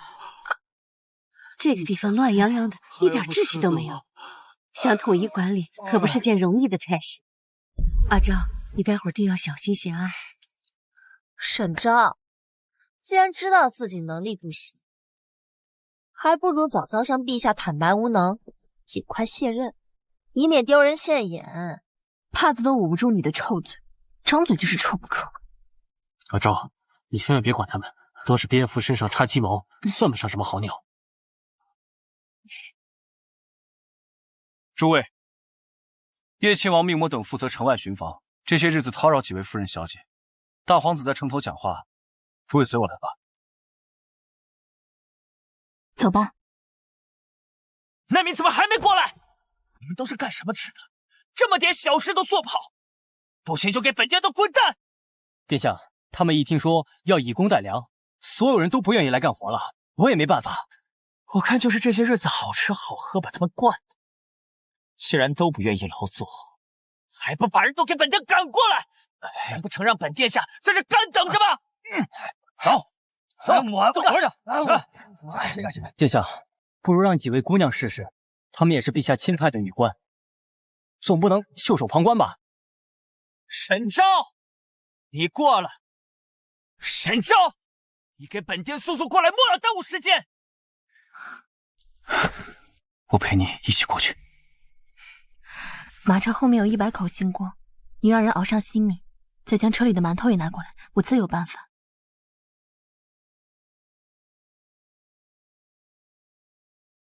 这里哭天抢地的，他们连大皇子的话都不听，你能有什么办法？崔大公子，男女有别，请你有多远滚多远。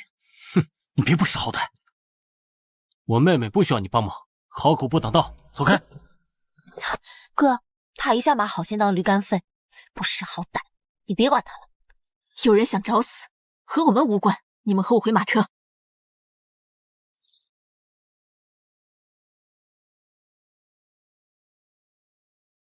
让你过来是解决问题的，你倒是说话。殿下，您身份尊贵，声音洪亮，他们都胆敢不听。臣女人微言轻，说话自然是无用的。那你上来做什么？在这看热闹吗？殿下，臣女在等。你能不能别卖关子？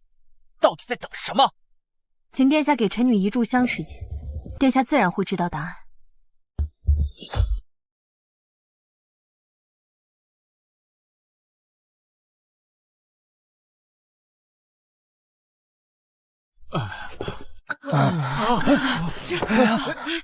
周啊，快快快！哎呀，有饭，是的，这有饭。诸位，哎呦，大皇子此次前来带了5万担粮食，后续还会有源源不断的赈灾粮送过来，所以只要大家参与劳作，每天就可以领取后粥和馒头。粥还有馒头，那我们就能吃饱了呀。是啊，而且就算是老人和孩子不能参与劳作也不要紧，可以帮火头军做饭，拾取柴火，总之，只要是配合朝廷赈灾，大皇子一定不会让大家饿着的。我要参与赈灾！我要参与赈灾！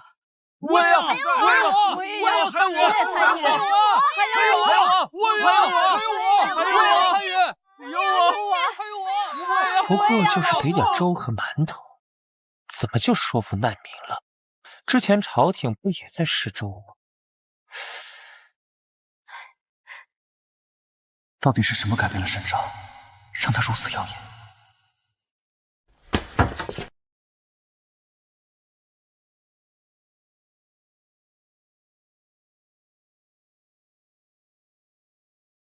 我记得东宫洗马是从5品啊，短短3年就能连升2级，已经很厉害了。你和我呀，有父亲做靠山，才刚做到5品。夫人，大事不好，老爷把大小姐的婚事定下来了。我不在府里，他怎敢独自做决定？父亲定的是哪家？是大少爷的同科进士，名叫李延吉。这李延吉家境如何？听说出身贫寒，现任洗马监修撰。大嫂，我都听到你们在说什么了。李延吉这人我听说过，虽然出身贫寒，但极为上进。殿试后被点到翰林院做编修，现在已是东宫官属，在宫中口碑极好。好什么好？不过是个没家世、没背景的穷翰林，有什么前途？哥，你怎么不说话？他不过是个没有前途的穷酸士，如何配得上我？他除了扛官试剑，他还能做什么？好，你们都不管不顾。玉莹啊，等娘回府再好好打听打听，你爹总不会害你的。哥，你一向对我的亲事不管不问，今天我要告诉你一件事，你可知道秋娘为何一直缠绵病榻？住嘴，不许说！娘，你们都一个个都有自己的算盘，都只顾自己的利益，却不顾我的死活，我又何必替你们保守秘密？娘，你让他说。咱们的好娘亲每日给秋娘喝乌头，让她头昏脑胀下不了地。哥，你对我不管不顾，殊不知自己也被全家人算计。哼，这算什么一家人？还不如跟秋娘一样没爹没娘才好呢。玉莹，快把他追回来！是，千万别让他出事，快去呀！娘，玉莹说的是真的吗？我让你们放的东西，你们到底什么时候才能放好？咱们送进去2个人，一个重病缠身，一个被关在屋子里，此事为时有些难办。废话，要是好办，本王还会交给你们吗？赶紧给本王想办法！殿下，前面似乎有啜泣声。什么人？臣女崔玉莹见过殿下。你们不是准备回府吗？怎么躲在这儿哭？你别哭了，到底是什么事？本王给你做主。臣女的父亲要将我嫁给寒门子弟，臣女实在不愿意，却又不能违背他们的意愿。你若是不想低嫁，本王倒是可以给你想个办法。夫人，大少爷，各处都搜遍了，没有小姐的踪影。三叔，这里都是你的兵，你一定要帮我找到玉莹啊！我只负责城外巡防，我可没有一兵一卒。大嫂，你可别乱说。我倒是感觉你们刚才为一个妾室争论不休，连自己女儿都不管。我觉得玉莹在你们眼里一点都不珍贵。崔大夫人，你先别急，我已经让随行的丫鬟跟着一起去找人了。崔副使，陈氏说他见过崔小姐。上前细说。大人，小的回来时看到大皇子和崔小姐说了几句话，就把她带走了。看方向，好像是回了营帐。你们跟我走。下官崔浩，求见皇子殿下。下官崔浩，求见皇子殿下。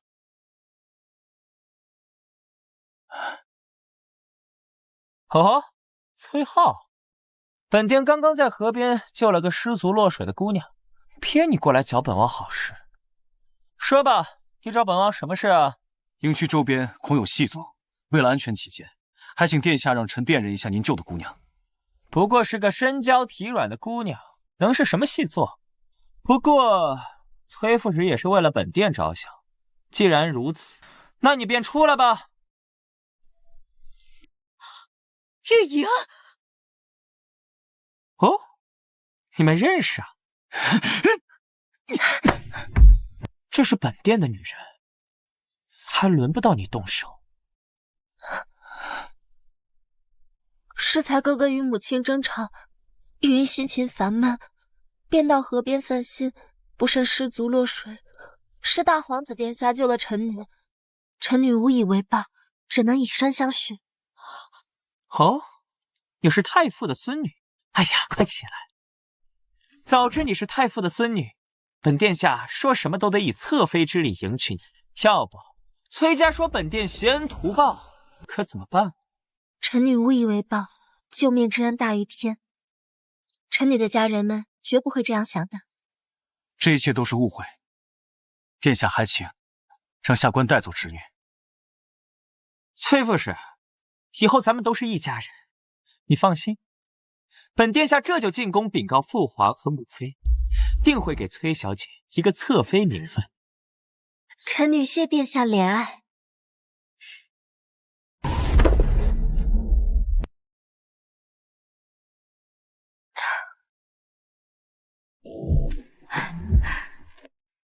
爹，夫人，崔家送来请柬，崔少卿和童小慧的婚期提前了。夫君，你可知为何？碾子巷房屋坍塌，锦衣卫奉命彻查，发现是前镇国公府火烧邱娘家引发的祸端，且丽贵妃的小产是故意设计，本是想嫁祸给皇后，陛下因此震怒，撤了镇国公的公爵，还将丽贵妃变为了嫔位。崔家仁厚重诺，还愿意娶童小慧，不过要将婚期提前。这崔家还真是多事之秋。好在阿昭与玉芝的婚事还要过段时日，先去了崔少卿的婚礼再说吧。是。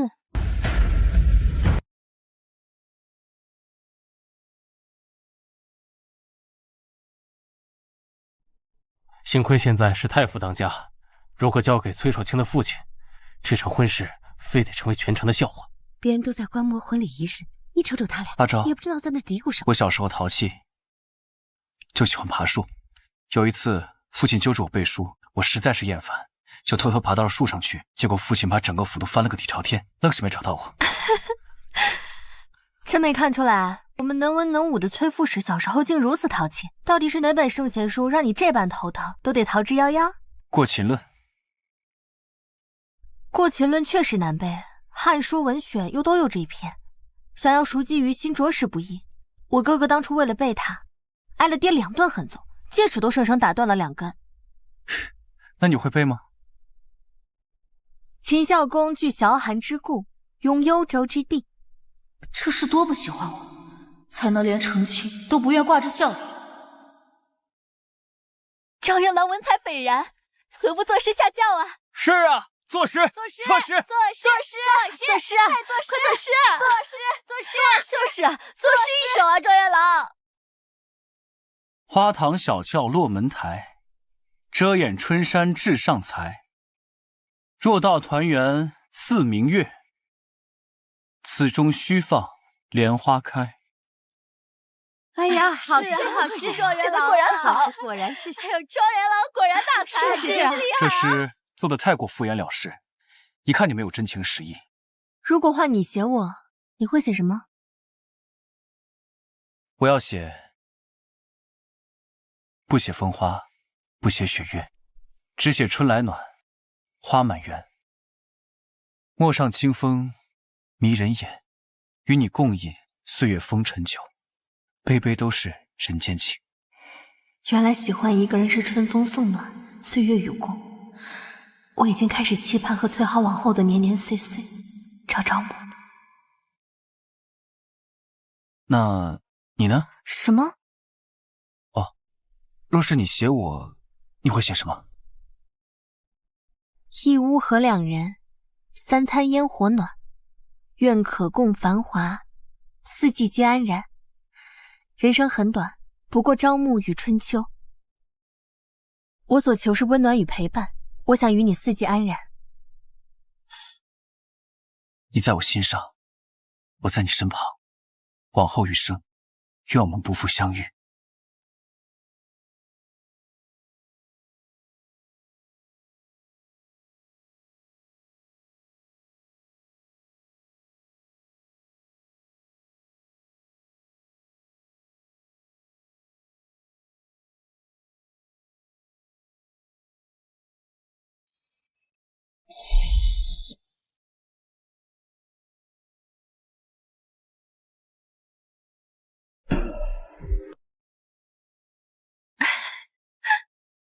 沈昭，10年相伴，怎能说断就断？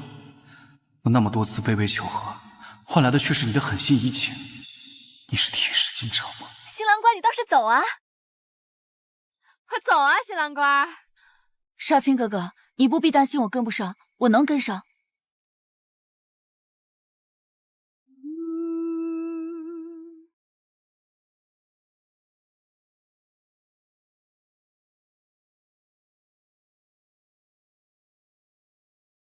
一拜天地，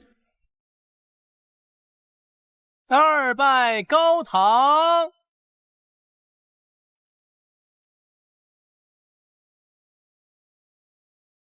夫妻对拜。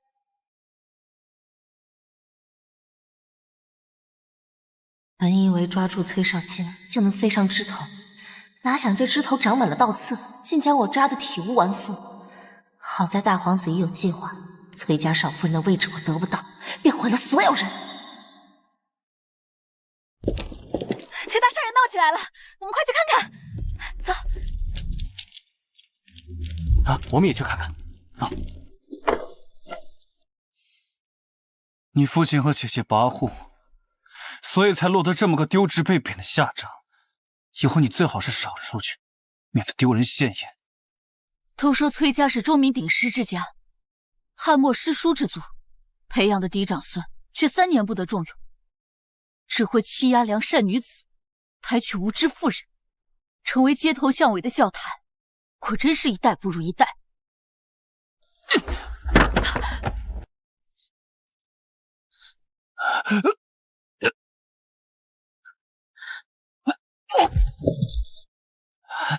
我没做，我不可能做。你没事吧？夫人怎么可以如此欺少卿呢？我分居休息吧。来，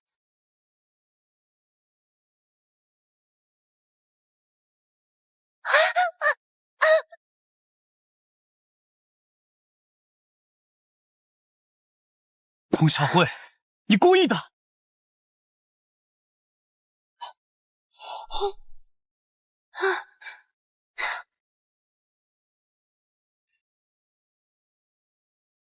哼，这就是爱你哭，爱你笑，爱你矫情，爱你无理取闹。这个秦秋娘啊，怎么就在万千人海中看上了这么个金芒眼瞎的崔少卿呢？我们明明走得好好的，你眼瞎吗？非要往秋娘身上撞？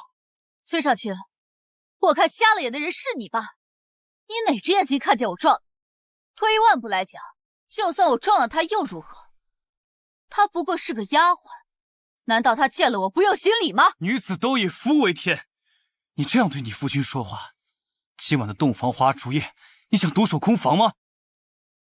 崔少卿，我告诉你，只要你我一天不圆房，我没有孩子，你就没有嫡子，你就不能名正言顺的继承家产。我根本就不怕你宠妾灭妻，你最好一直能这样。少卿，都是我不好，走路莽莽撞撞冲撞了夫人，我向您道歉，夫人对不起。你别在我面前耍心机，你不配。少卿，少卿，什么玩意儿？还想跟我耍心机？简直痴人说梦。童小慧，咱们谈谈吧。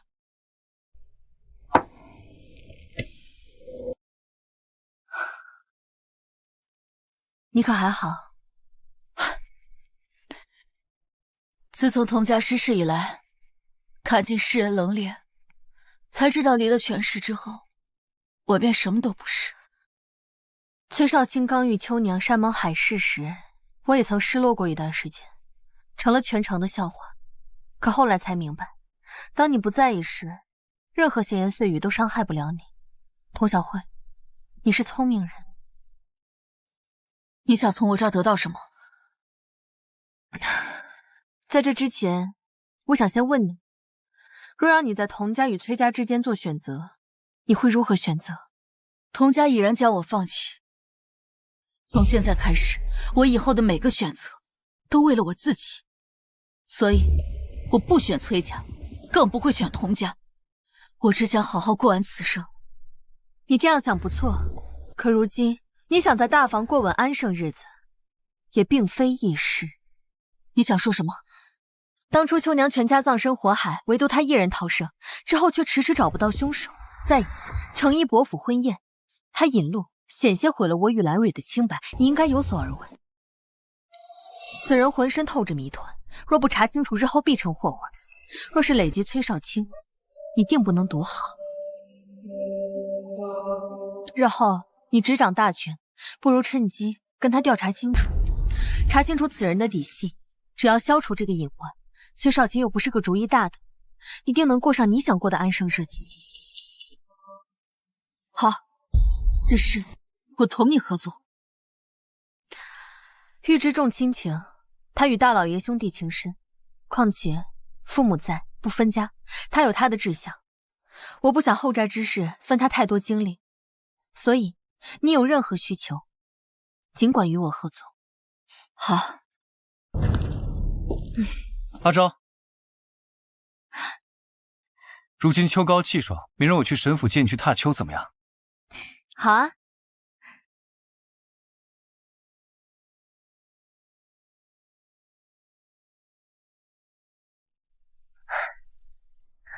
我常听人说，7月枣，8月梨，9月的柿子红了皮。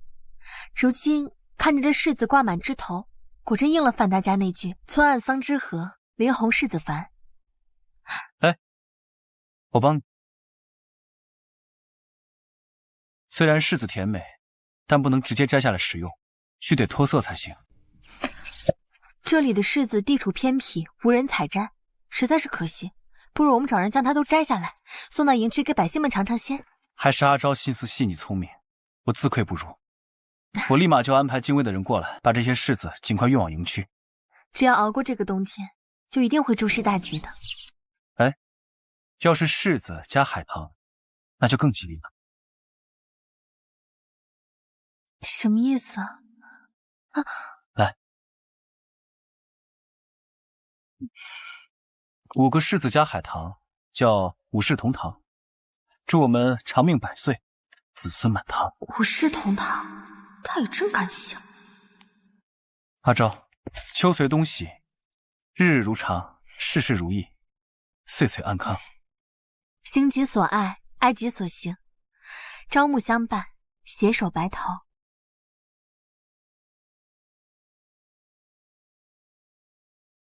心里有事啊？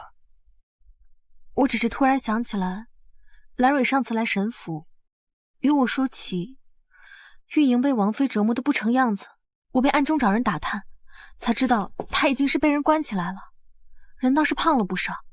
可是随后就传出王妃姚氏有孕的消息。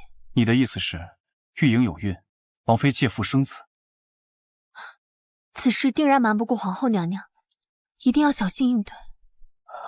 是应该小心，混淆皇室血脉那可是重罪。崔家的把柄不能放在大皇子手中。过几日就是重阳节，我会想办法跟玉莹见个面，说一下这个事情。可是那天陛下要带领文武百官和皇室宗亲祭拜先皇陵墓，祭祀三皇，你要领兵维护祭祀安全，我作为女眷见玉莹更容易些。那就麻烦阿昭了。祭礼既成，钟鼓齐鸣，皇帝跪拜，皇恩浩盈，千秋万载，帝业长兴。你腹中胎儿几个月了？你怎么知晓此事？让我猜猜，这次祭祀大皇子是如何跟你说的？他是不是告诉你，你怀孕不满3个月，万不能让任何人知晓，免得动了胎气？你脑子是不是被驴踢过了？家中长辈好心相劝，你冥顽不灵，那些八竿子打不着的人信口胡诌，你倒是深信不疑啊！你少在那儿惺惺作态，别以为我不知道你心里想的是什么，分明是看我落魄，你暗自高兴，故意拿话挤兑我，就是想看我在祭祀的时候出丑。看你过得不好呢，我确实挺高兴的。不过若你连累了崔家，我也要受到牵连。所以我是好心告诉你，之前大皇子进宫来报，说王妃姚氏怀孕了2个月。王妃怀孕了？我怎么不知道此事？是啊，你怀孕2月无人知晓，王妃怀孕却众人皆知。大皇子如今最缺一个嫡福晋，你觉得到底是谁怀的孕？我处心积虑争取，本想着后半生有个依仗，不曾想是奸夫生子。玉莹，你怎么了？哎，玉莹，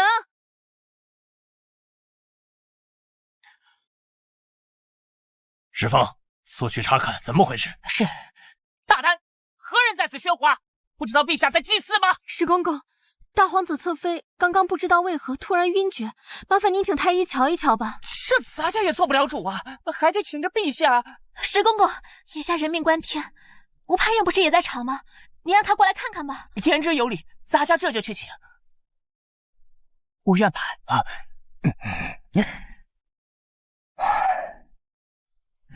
吴院判，我孙女怎么会突然晕倒啊？哎呀，这仔细一查，崔侧妃这是蛤蟆呀！吴院判果然医术高明啊！恭喜大皇子，贺喜大皇子，崔侧妃有孕了。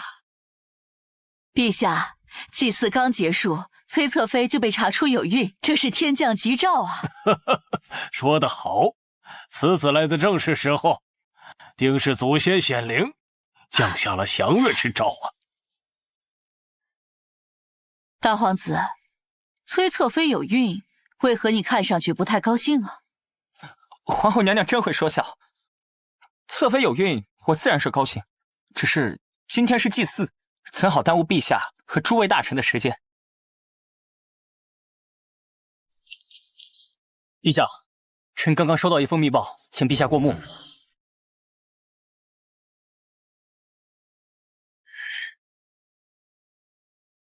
崔太傅，朕刚接到密报，说崔家勾结昭武将军，意图起兵造反，可有此事？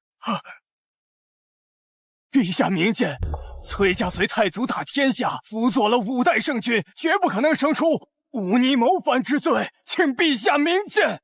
王妃迟迟不孕，本皇子本想将崔玉莹去母留子，谁知道竟当场看到。好在接下来的计划会如期执行，大不了就舍弃崔玉莹母子2人，先除了崔家再说。既然你口口声声说冤枉，那朕就搜查崔府，传旨下去，立刻叫锦衣卫查抄崔府。哼！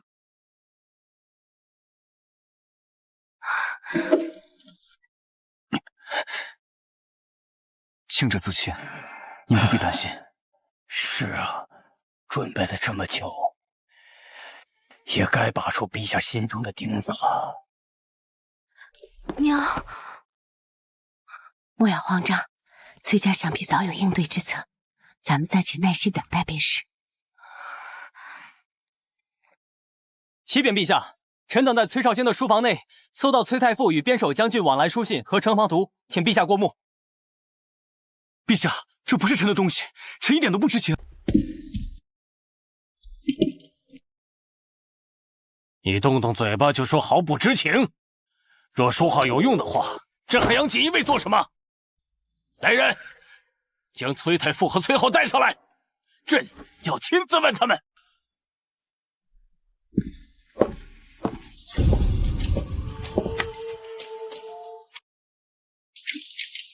祖父、三叔，锦衣卫在我书房里搜出了祖父和昭武将军的往来书信和城防图，说我们谋逆造反。我只会读圣贤书，哪里会造反？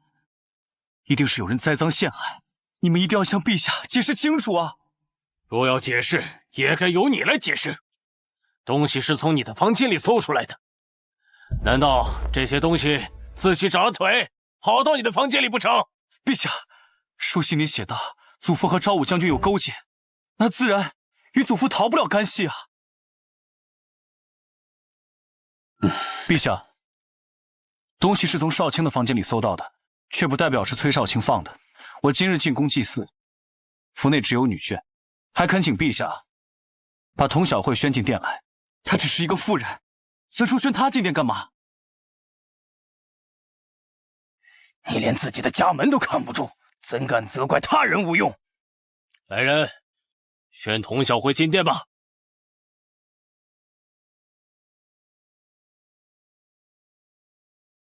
臣父参见陛下。童小慧，我来问你，在崔少卿的房间中搜出谋逆之物，你可知罪魁祸首是谁啊？臣父确实知道罪魁祸首到底是谁。欺君之罪可是死罪，别乱说。崔少卿，你不让我说话是什么意思？陛下问话不答，视为抗旨，你是想让我抗旨不成？崔少卿，你给我住嘴！陛下，崔少卿有一爱妾，名唤秋娘。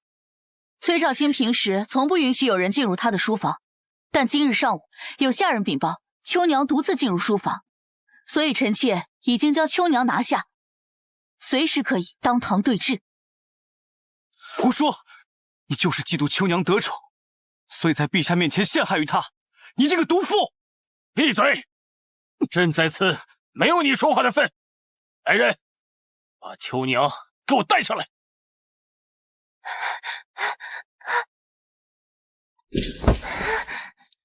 少卿，真的不是我，你快救救我！陛下，秋娘只是一个妇人，大字都不识几个，怎敢做出如此忤逆之事？请陛下明鉴。臣父在得知秋娘独自进入书房之后，便派丫鬟仔细搜查，没想到竟然在房中搜出了带有书信和城防图的盒子。臣父原本是想等到太傅回来之后再行禀报，却没想到此时锦衣卫进府搜家，无奈之下，臣父只好将秋娘和2个丫鬟带来此处，等候陛下发落，为崔家沉冤。陛下，那2个丫鬟都是他的心腹，如何纵述？这妇人素来善妒，容不得他人。陛下，你可不能轻信他的一派胡言呐！崔太傅，崔少卿如此说，你如何自证清白？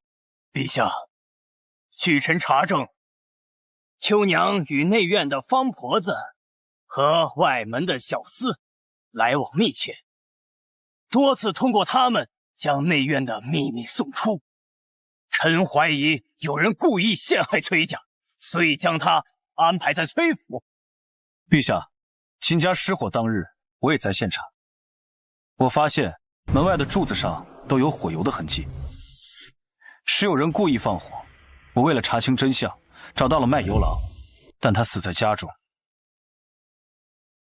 秋娘一介女流，家中贫寒，却能买油纵火行凶杀人，毁尸灭迹。我确定秋娘背后肯定有人指使，还恳请陛下查清真相，给崔家一个清白。怎么可能？他们怎么会知道？这不可能！秋娘不会做这样的事，他们都在撒谎骗我。你没有做过这些事吧？你说话呀！你说话呀！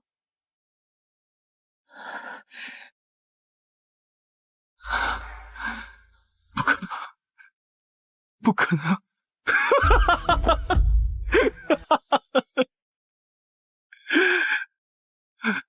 你们全都在骗我，这不可能，这都是假的。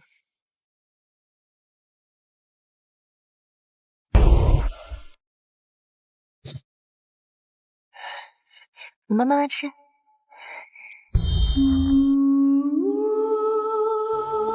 为了和秋娘在一起，我与家中长辈反目，抛弃我10年的未婚妻，试图一事无成，终日沉浸在情爱之中，结果全都是错的，是错的。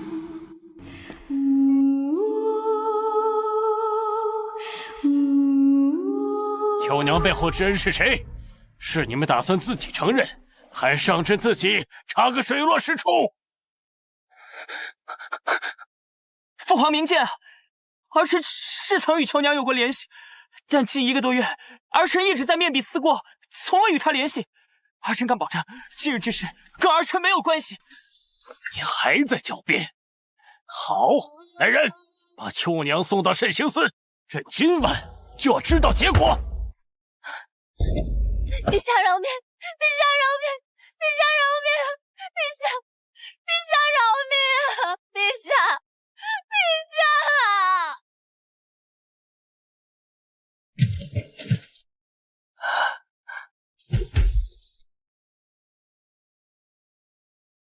阿昭，想当初那崔少卿总是对你挑刺，如今他自食恶果，我们赶紧过去看看吧，以解咱们心头之恨。啊！阿昭，都是秋娘心思歹毒，从中作梗离间你我2人。看在往日的情分上，再给我一次机会，咱们重新开始，可好？崔少卿，你以为你是谁？你不过认识秋娘几日，便将我弃了，但知道她的算计又回来找我，难道天下女子都要围着你转吗？有的时候我真的很好奇，到底是哪里的茅厕没有关好，让你爬出来了？阿昭，不是这样的，当初他定是在面汤里下了药，否则我怎么可能像丢了魂似的？后来我意识到错误，但是你执意要嫁给三叔，我脸皮又薄，不好意思求你回来。我保证，我绝对不会再有这种事情发生。崔少卿什么时候变成这样的人？不过半年时间，秋娘竟然折去了他所有的傲骨。不过可怜之人必有可恨之处。你不是不好意思认错，你是觉得自己离了谁都行。崔少卿，你这人最大的毛病就是自以为是。有病就去治吧，别在这说违心的话。你还真是不要脸，不管遇到任何事，都能将责任推卸到旁人身上，却从不肯反思自身存在的问题。我的脾气呢，是随人而定，你什么货色，我就什么脸色。你看你，就是不知道惜福。你已然与童小慧结为夫妻，怎么，陈世美没有当够，又要来一次抛妻弃子的戏吗？诸位这是都来棒打落水狗吗？我是你夫君，你怎敢诋毁我？殿前对峙之时，你怎么不说是我夫君？你我夫妻2人荣辱与共，陛下问你东西呢，你说不是秋娘放的，不是秋娘放的，难道是你，是我，是祖父放的吗？胡言乱语，到底置崔家于何地？我不知道怎么回事，那并非我本意，只不过是不想认错，不想承认错看秋娘引狼入室。崔家不能出现错误。崔少卿，你自私、凉薄又可恶。你有口无德，屡屡顶撞我。若是贤惠，我怎会被他人骗？我有口无德，明明是你有眼无珠。崔少卿，秋娘死了。什么？秋娘死了？怎么可能？不仅如此，祖父还将你逐出了家门。这不可能！我是长房嫡孙，祖父不可能逐我出家谱。少卿，世家子弟以家族为重，当初警告过你，秋娘来历不明，不要纳她为妾，你要为自己犯下的错误付出代价，逐出家门。三叔，侄儿糊涂，被妖女迷心了，侄儿已经醒悟了，父亲一言九鼎，你是知道的。决定改变不了，父亲会给你钱，给你买房，明日给我搬出去。小慧有孕，府里待产。小慧，你是我夫人，你怎可留我一人？我既已嫁入崔家，应该听长辈安排，你管不住我。你照顾好胎儿，父母会替你做主。是。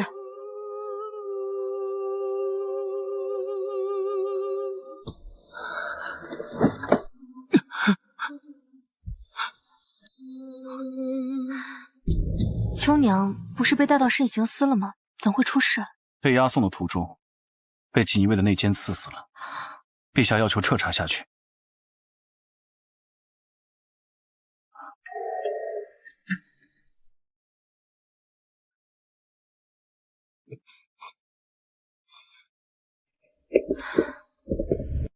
是大皇子吗？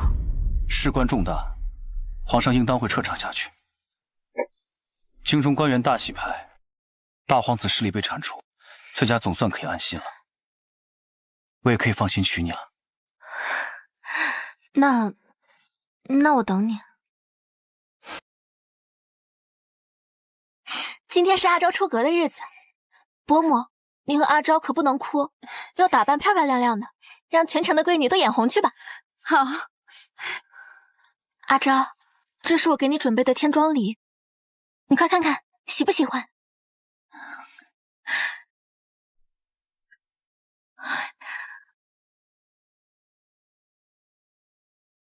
我很喜欢。帝室迎亲的队伍来了，我出去看看。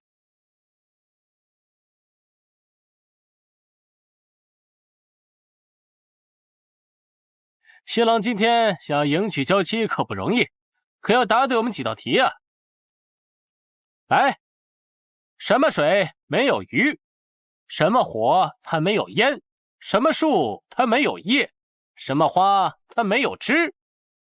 你这哪是一道题啊，分明是4道题啊！是。哎，新郎答不了迎门题，可就抱不了美人回家了。这题简单，答案多。井水没有鱼，萤火没有烟，枯树没有叶，雪花没有枝。二姐泪水、肝火、玉树、心花，可否满意？哎呦，厉害啊！那就请新郎，请听第2题，请新郎做一首带有新娘名字的诗。好，沈家有女初长成，娴静娇美花照水，行动翩然柳扶风，众里嫣然通一顾，人间颜色如尘土。愿与朝朝日月明，共享人间好时节。好诗，好诗，好诗！一书书到头，富贵不用愁；二书书到头，无病又无忧；三书书到头，多子又多福；再书书到尾，举案共齐眉；二书书到尾，比翼共双飞；三书书到尾，永结同心配。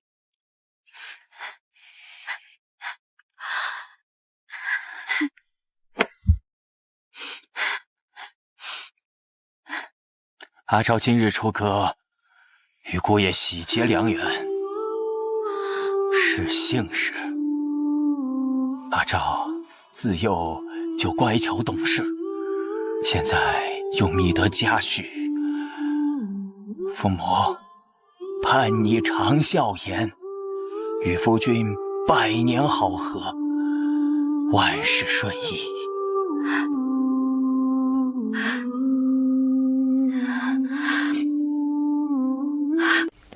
父系生我，母系居我，扶我触我，长我养我，一世恩德，阿昭无以为报。愿二老身体康健，福泽绵长。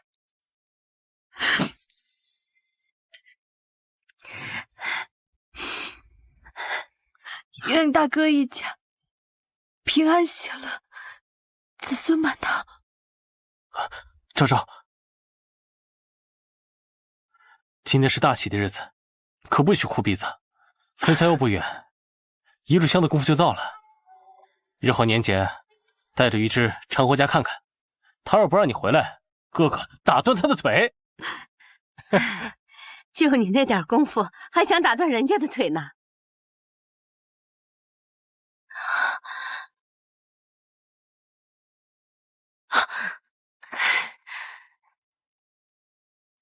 小婿有3谢：一谢岳父岳母养育之恩，让我遇到了阿昭；二谢岳父岳母把阿昭托付于我；三谢我与阿昭百年琴瑟，白首契约。我保证与阿昭生同室，死同学，未与不信，有如皎日。哎呀，真是！十步笙歌响碧霄，严庄无力夜迢迢。休将双带平人事，留与新郎见后苗。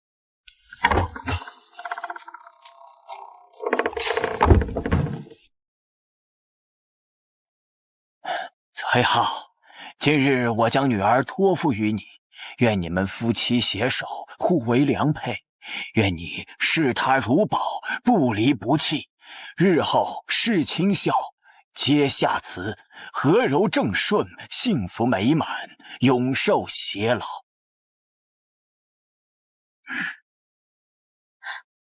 阿昭，别怕，以后哥哥就是你的靠山。余事回家，哥哥护你周全。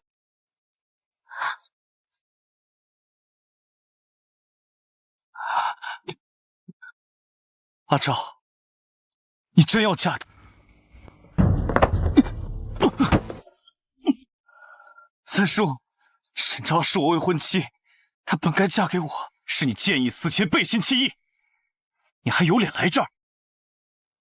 她和我10年感情，从小她就喜欢我，你才和她认识多久？你懂她吗？崔少卿，你连我的生日、喜好、日常用度一概不知，怎敢说懂我？你不过是怕我现在有了新生活，过了好日子，自己困在过去不甘心罢了。至于我的心里到底有没有你，崔少卿，你问这句话不觉得可笑吗？我如今遇到了真心待我的人，视我如珍宝，让我开心，让我有活力，你拿什么和玉芝比？今天是我们大喜的日子，你快走，别再闹了，别耽误吉时。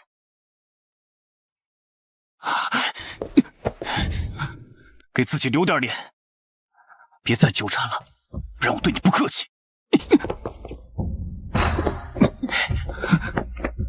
我妹妹说你不行，我觉得你更差，别脏了我们神府门前地方。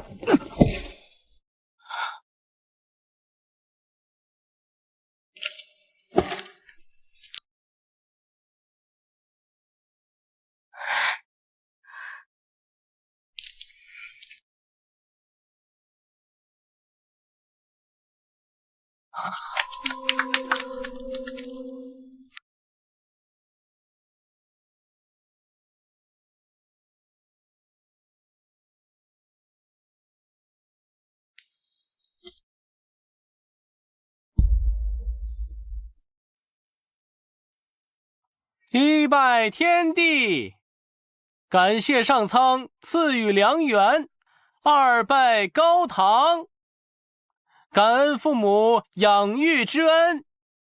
夫妻对拜，从此永结同心，白头偕老。哎呀，新郎官你莫心急嘛，新娘子已经嫁进崔府了，万万跑不了的。他能不急吗？上了年纪的人成亲啊，就如同着了火的老房子，一发不可收拾。新郎新娘，请移步到床上。新郎该行接善礼了。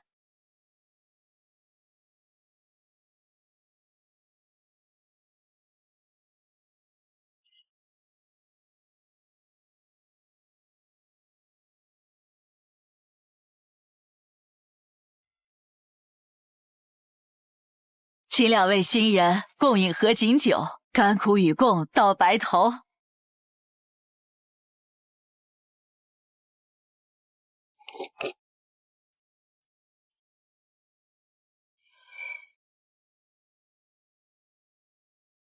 新郎官儿，您还是快先到前院去招呼客人吧。新娘子自有府中的女眷陪着呢。等我回来。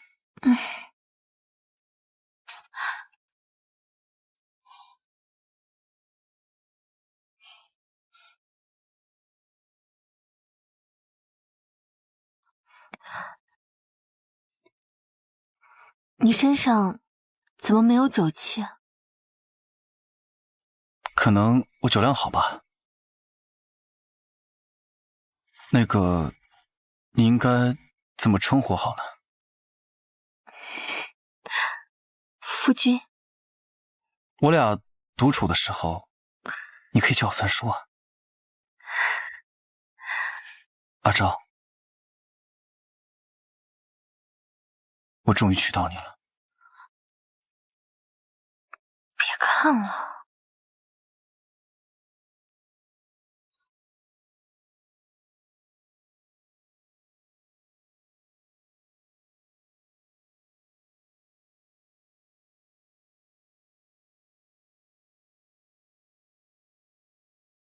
结发为夫妻，恩爱两不疑。